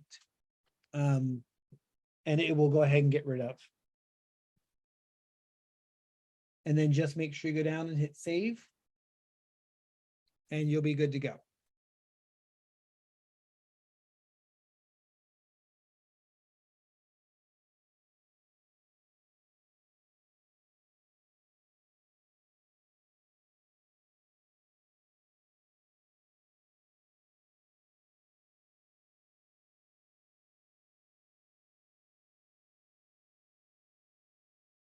All right. So I know that we added a couple things in on that last part. Part of it was adding and editing the assignment. But remember, if you're pulling the assignment in, that's going to have some places for you already that you can build from. You also have the option. If I don't want to use a page or an assignment that was created already as the master, I do have the option to hit the plus on the side of the module. So here's my module. I can go to the plus that's on the module bar, and I can add in a blank assignment or a blank page of my own. So I can hit page. I have to hit create, and then I'm going to give it a name.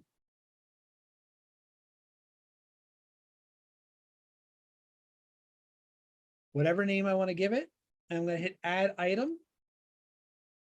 It by default drops to the bottom of the module.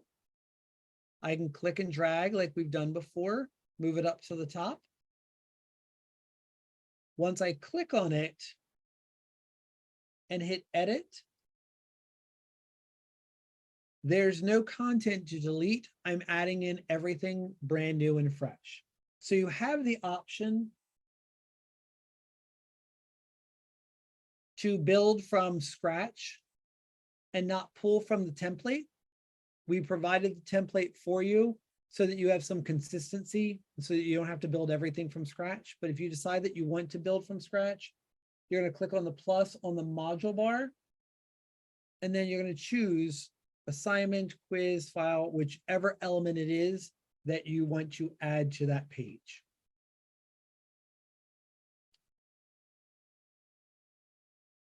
All right, so this last piece, how do I set requirements? So people are taking this course. I have educators that are taking a course. There's certain things that I want to make sure that they do.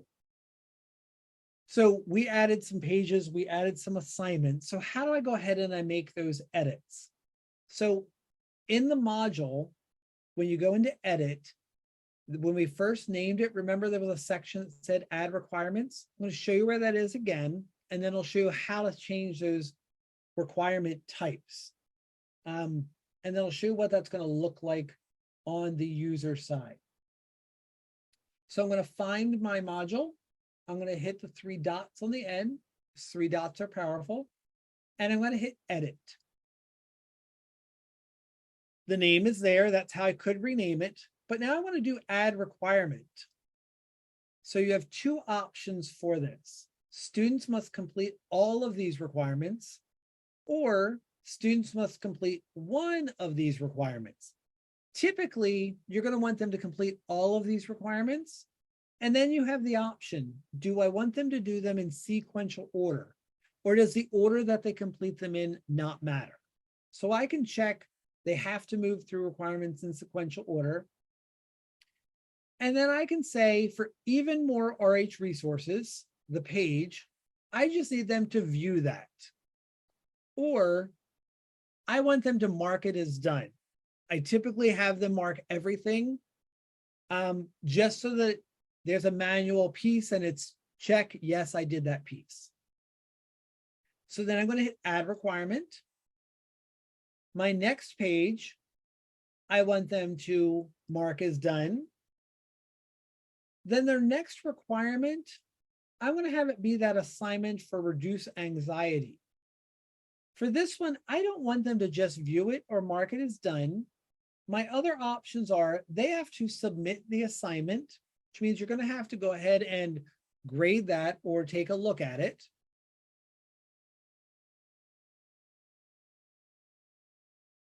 Or I can say you have to score at least, since that assignment was out of 100, I can say they have to get an 80 or better.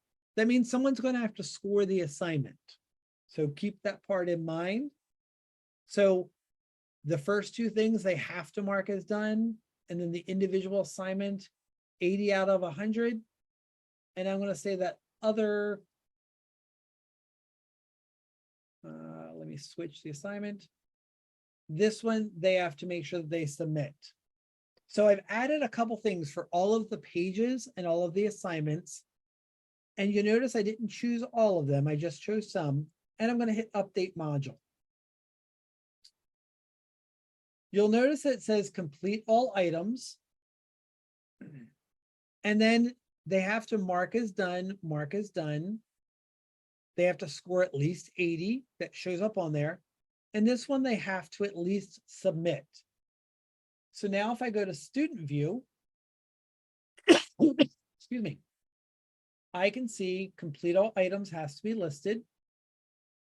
So if I click on it, it's there, but I have the option, I have to hit mark as done.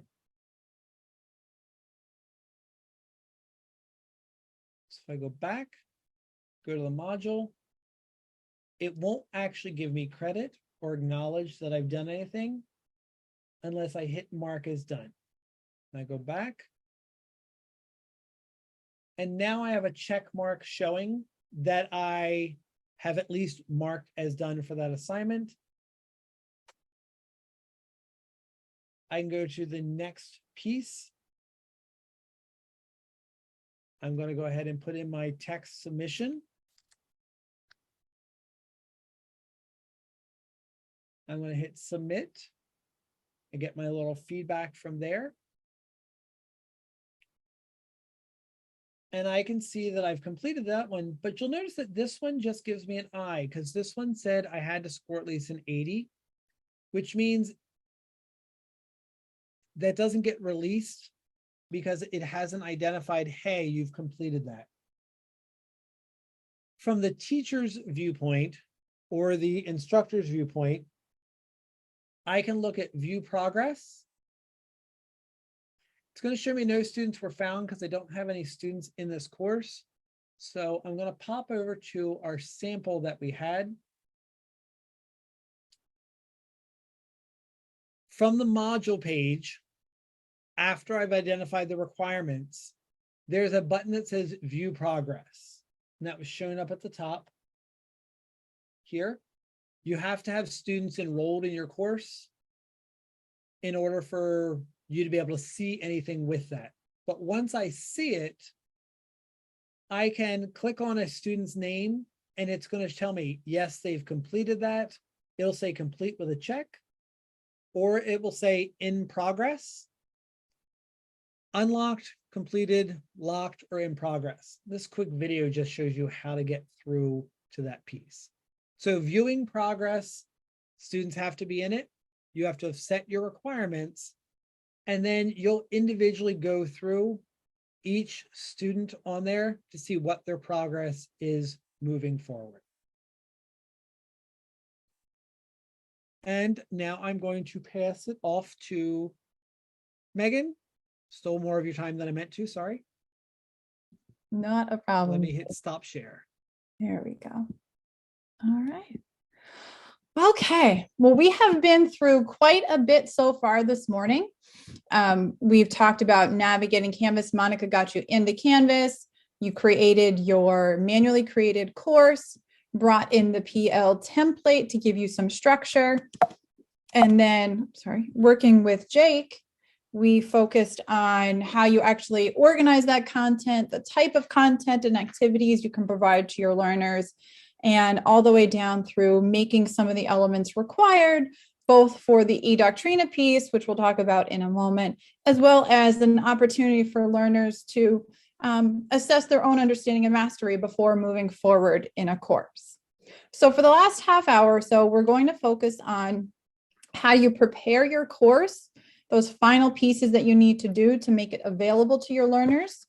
And we'll take a look at that for both an instructor-led or a community type course for those of you who aren't here for self-paced courses.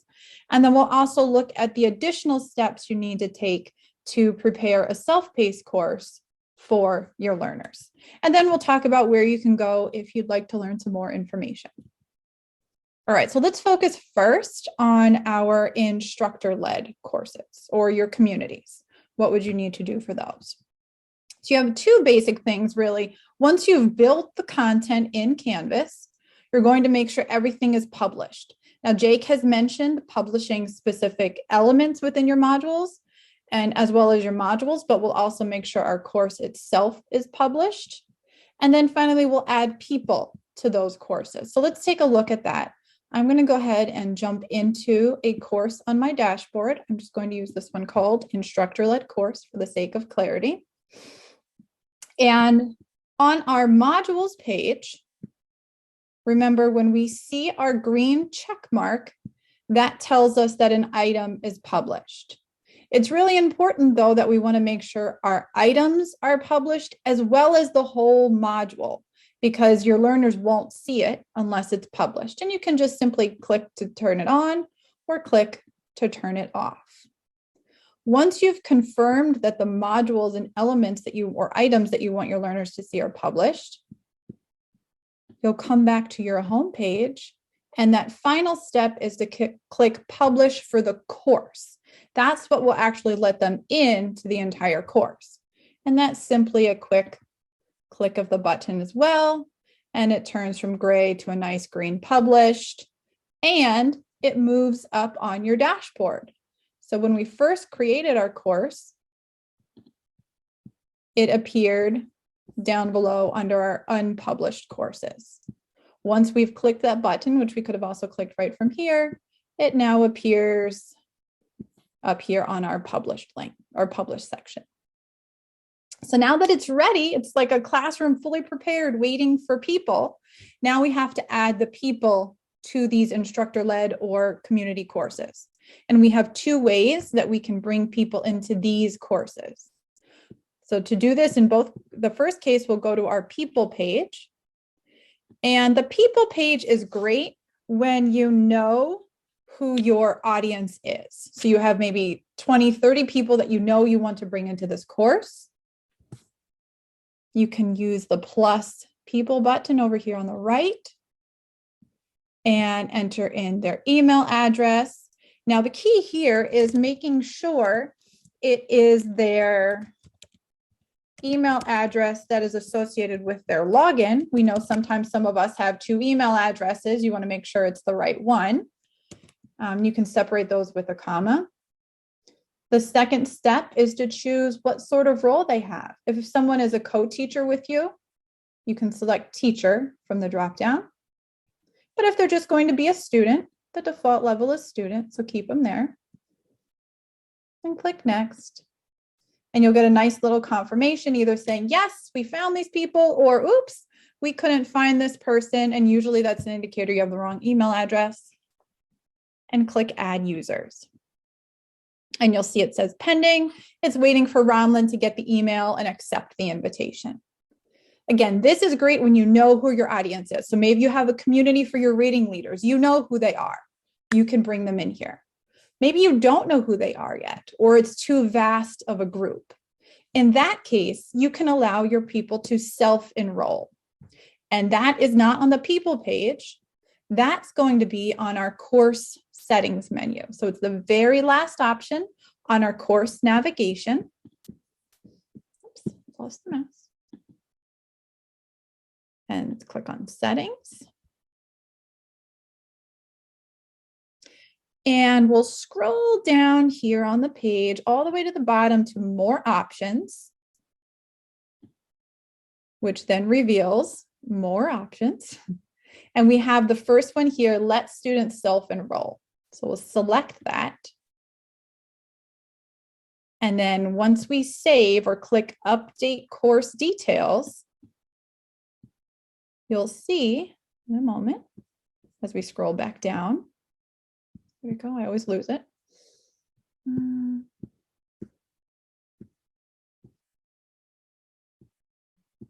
There it is, all the way at the bottom. You'll see it displays a link. And now we can copy this link and provide it to our learners, perhaps in an email or post it, however you choose to provide it. And when they go to that link, they'll have the option to click this button that says enroll in the course. So that's how they can choose to join the course. Again, this is not for a self-paced, this is for any other model that you're using to bring learners into the same Canvas course. Okay. And once that happens, then whatever you're doing in that course, the learners are ready to go. Okay, again, this is for instructor-led or communities that you're setting up. Now, talked about publishing, adding our people. So if you have a self-paced course, which I know a lot of us said we were here for, there's a few different steps that we need to take. So let's first recap at the beginning. Monica shared with you ways that eDoctrina and Canvas are connected. And 3 of the ways are through the courses themselves, the content gets connected at some point, and then the rosters are syncing together. So let's take a look sort of at that overview of the process, and then we'll dig into each one. So it starts off with whoever has rights in eDoctrina creates the self-paced course in the section, they assign the instructor, and they send it off for approval. Once the course and the section are approved by the Office of Professional Learning and Leadership, then a Canvas course, an empty Canvas course, is automatically created for you. These are connected, and you'll be able to see the actual section number is associated with the course name in Canvas. So now we've got this lovely empty course. Our instructor is associated with it. You think, well, Megan, where does all the content come from? Well, in the meantime, while you were waiting for the course to be approved, somebody, either the instructor, somebody at the office level, was building this lovely course master, what you spent your time learning about today. So you brought in you manually created the course, you brought in the PL template, you filled the course with content, you set all of the requirements. So now we're going to take this master course that was built in Canvas and import the content into that empty eDoctrina course. So now we're sort of closing that loop. All right, so we have our eDoctrina connected course. It was completely empty. We filled it with content. And now, after a few magic steps, As our learners register for the course in eDoctrina, once our course is published, they'll be able to have access and go through the course. And we'll talk about that in a little bit. But essentially, those are the steps from the office perspective. The course is created in eDoctrina, the master course is created in Canvas, and then you sort of marry those two together. Okay. There's just a few other extra steps that we have to do to make sure that that combined course is ready. So let's take a look. The first thing we do is import the course, and I'll model that for you in a minute. Then we confirm all of those module requirements. That's what Jake was just showing you. And those are really critical, not only because they help guide our learner through a course, but also having those requirements in your Canvas course is what eDoctrina looks at to know whether or not a learner has met the requirements for completing the course. If Canvas doesn't say anything is required, then eDoctrina doesn't know to look for anything. So that's a really important step in Canvas. And then lastly is publishing. If you do all this great work, your learners still won't be able to get in unless the course is published. And that step is like just like the one we saw. So I'm going to focus really on this first step, importing the PL master into your empty eDoctrina course. Okay. So I'm going to jump back to my dashboard. And you'll see here, I have two courses. They're both unpublished. I have the PL master. This is what Jake has spent all morning building with Monica. Then I have my eDoctrina connected course. So this one you can see as I hover, those last digits on the end, that's my section number. So when I created the section in eDoctrina, this course got created in Canvas, but completely empty. So we're going to bring that PL master that Jake just built into here. So I'm starting in my empty eDoctrina connected course. And I'm not importing from Commons. I'm going to choose the option above it, which is import existing content. I'm going to select that. And now I'm going to tell Canvas to look for another Canvas course. So copy a Canvas course. It's the course that I have. I'm going to search for PL mental health or PL master. I think it was mental health. Gosh, if I could spell today. I'll find it. These are all the ones you guys made today. You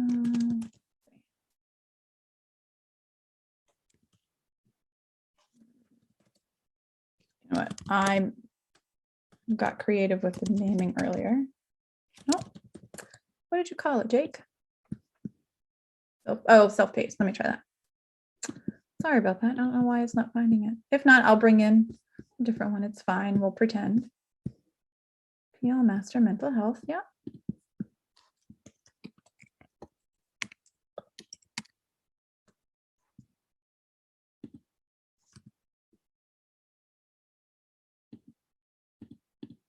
Well, that's lovely, isn't it? There's a dash after the master. Oh, PL master hyphen. there you go. Still doesn't like it, but all right. Can I borrow someone's master course from today? Just for the sake of moving us here, I'll just bring in this discipline manager because this is one from our team. We'll pretend this says mental health. It's fine. We'll move ourselves along here. So I'm going to click the name of the course I want to bring in, the master that we spent our time building. Choose all content.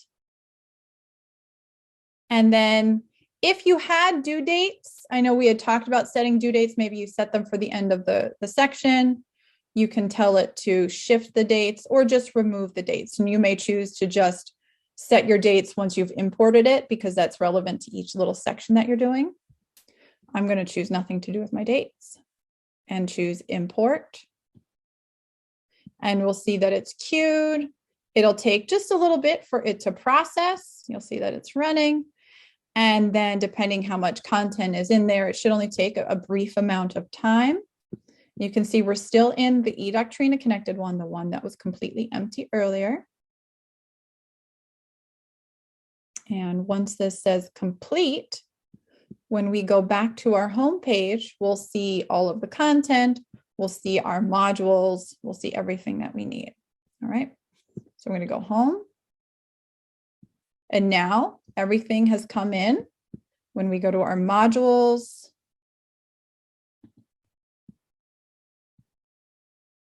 and we can see everything is here. Now, this was not the one that Jake worked on, so there's not all the wonderful things that he made. Okay.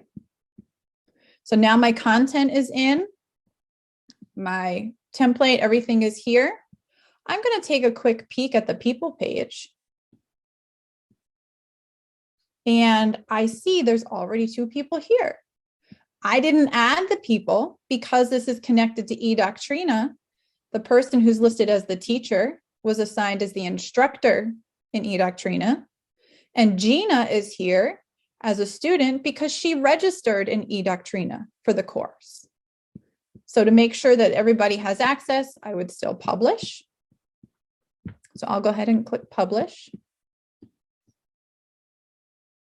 So you could have people registering even before the course is available, and that's okay. They won't have access until the publish date, which should be the same as your start date of the course. And now, if I just take a quick peek over in eDoctrina, you can see that here's the section that we created. Here's the Canvas connected. I can click, and it takes me into the same course, and it's all working together. So that's importing your master course template or your master course content into your eDoctrina connected course, confirming the module requirements. Again, they were set. You're just making sure they're there, and then publishing for all of your elements to make sure it's accessible. If it's a self-paced course, once you've done that, other than maybe sending communication to your learners, like, hey, the course is now ready, maybe sending reminders throughout the course to let them know there's only a week or so left to the course, you can sort of step back a little. You'll still monitor to make sure people are doing it, but all the setup is done.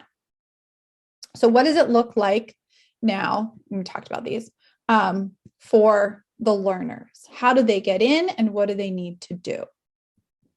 So our learners register in eDoctrina.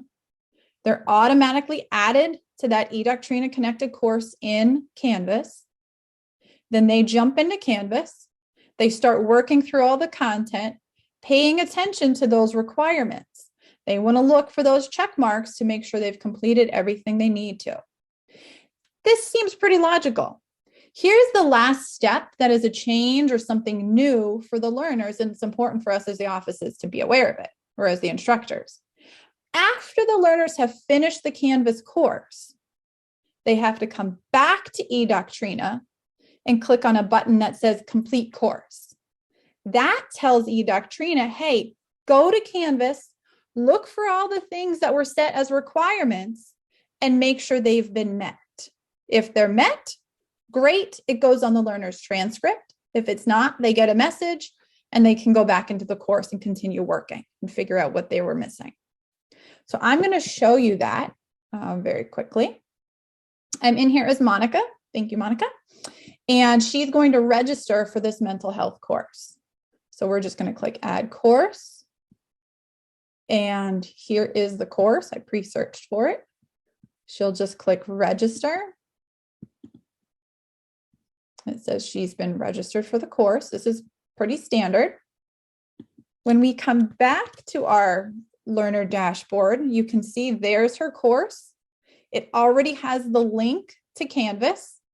So when she's ready to jump in, because the course is published, she can click the link here, or she could find it in Canvas. She doesn't have to come back to eDoctrina every time.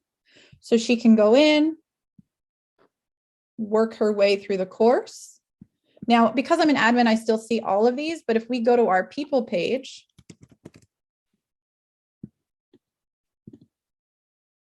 we see there's Monica. And it looks like Jake also registered. So now we have a few learners in the course. Now for Monica, let's pretend she did all the hard work, or she thinks she did all the hard work. She's going to come back to eDoctrina, click this complete course button, and eDoctrina is going to say, oh, no, you actually missed something. You can see this little error message in the top right corner. So she'll go back to Canvas, see what requirements she missed, and then come back and click complete course again until she gets a message that says she has met the requirements. Okay, so that's why setting those requirements is such a really important piece as you're setting up your Canvas courses. All right, and so we just talked about this already, so we don't need to go through there. A few other quick tips for your self-paced courses. The important piece is to decide who's building the master. In some cases, it might be the person who's doing the teaching. In some cases, it might be somebody in the office. But you'll want to make sure that whoever's building the master course, that somebody who is an eDoctrina approver also has access to that master course, because in order to import the course in order to import the master content into the eDoctrina course, you need to have access to both. So you just need to make sure that whoever is doing the importing has access to both of those courses. And making it the approver makes it a lot easier because we know they have access to both. Or you could make sure the instructor is on both. You can decide, but just think about what that workflow is for your office. And then remember, other than maybe adding an office approver to a course, to the manually created course, when you're working with your eDoctrina connected courses, rosters are never updated in Canvas. Those, including adding instructors, are always done in eDoctrina.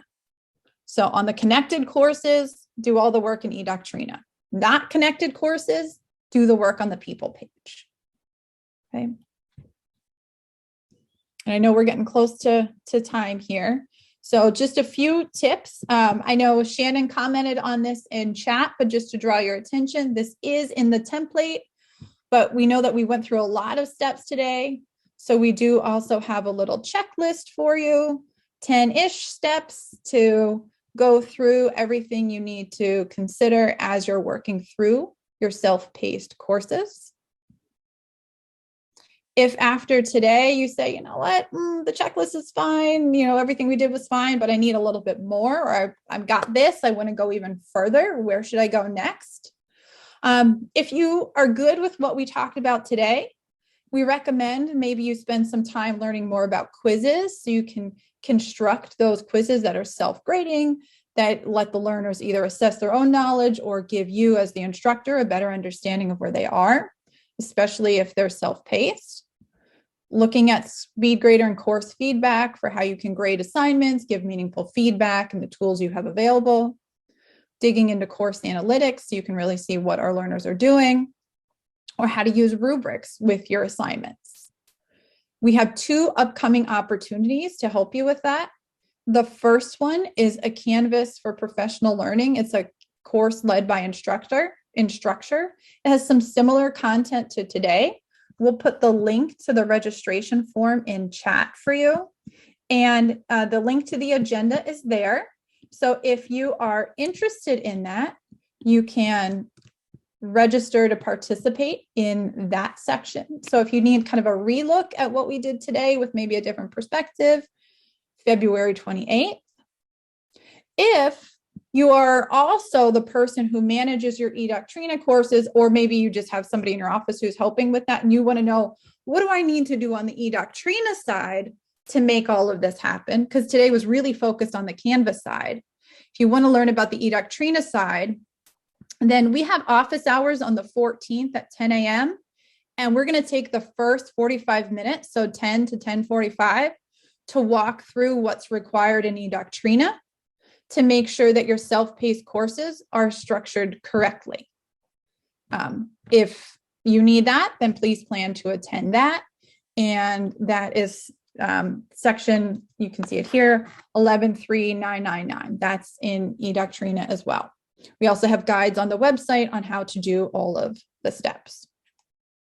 So that brings us to where you can go for more resources.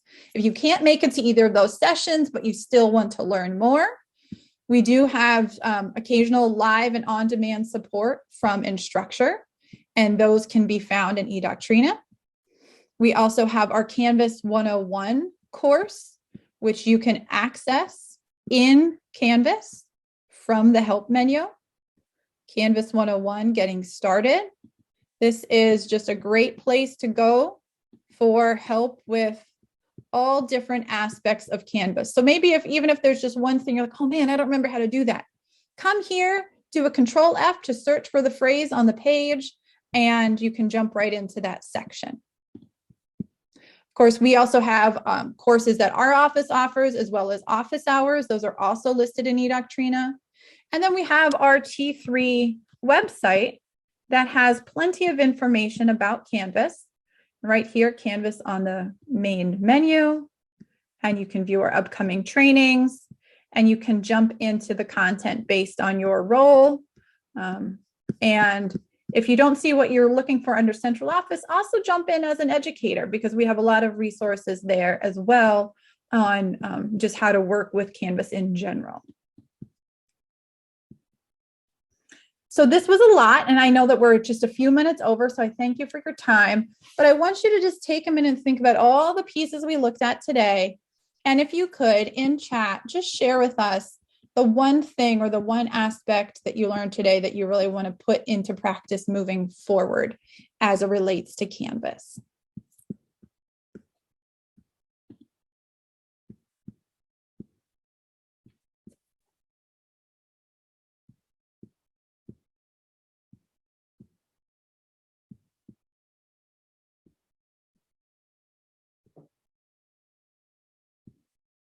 Okay. Missy, I think that's you had some good keywords in there. Gradually shift your self-paced PDs to Canvas. Absolutely. It does not mean just because the connection is available that you have to jump in right now, but you can start planning, and maybe you set a goal for the fall that you're going to transition a few there. That's completely fine.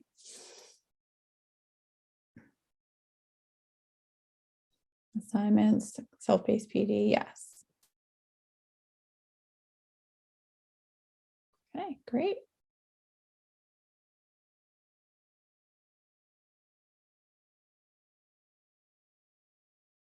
Classroom resources to Canvas, yep. Wonderful.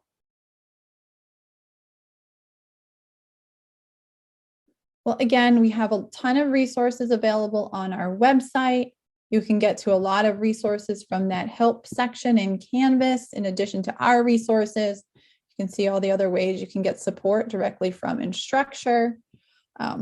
So please take some time, dig through, consider what works for you or what your needs are, and you can always join us for another session. Or look for our office hours in eDoctrina as well. And so if you have to go, we thank you so much for joining us. Have a great day.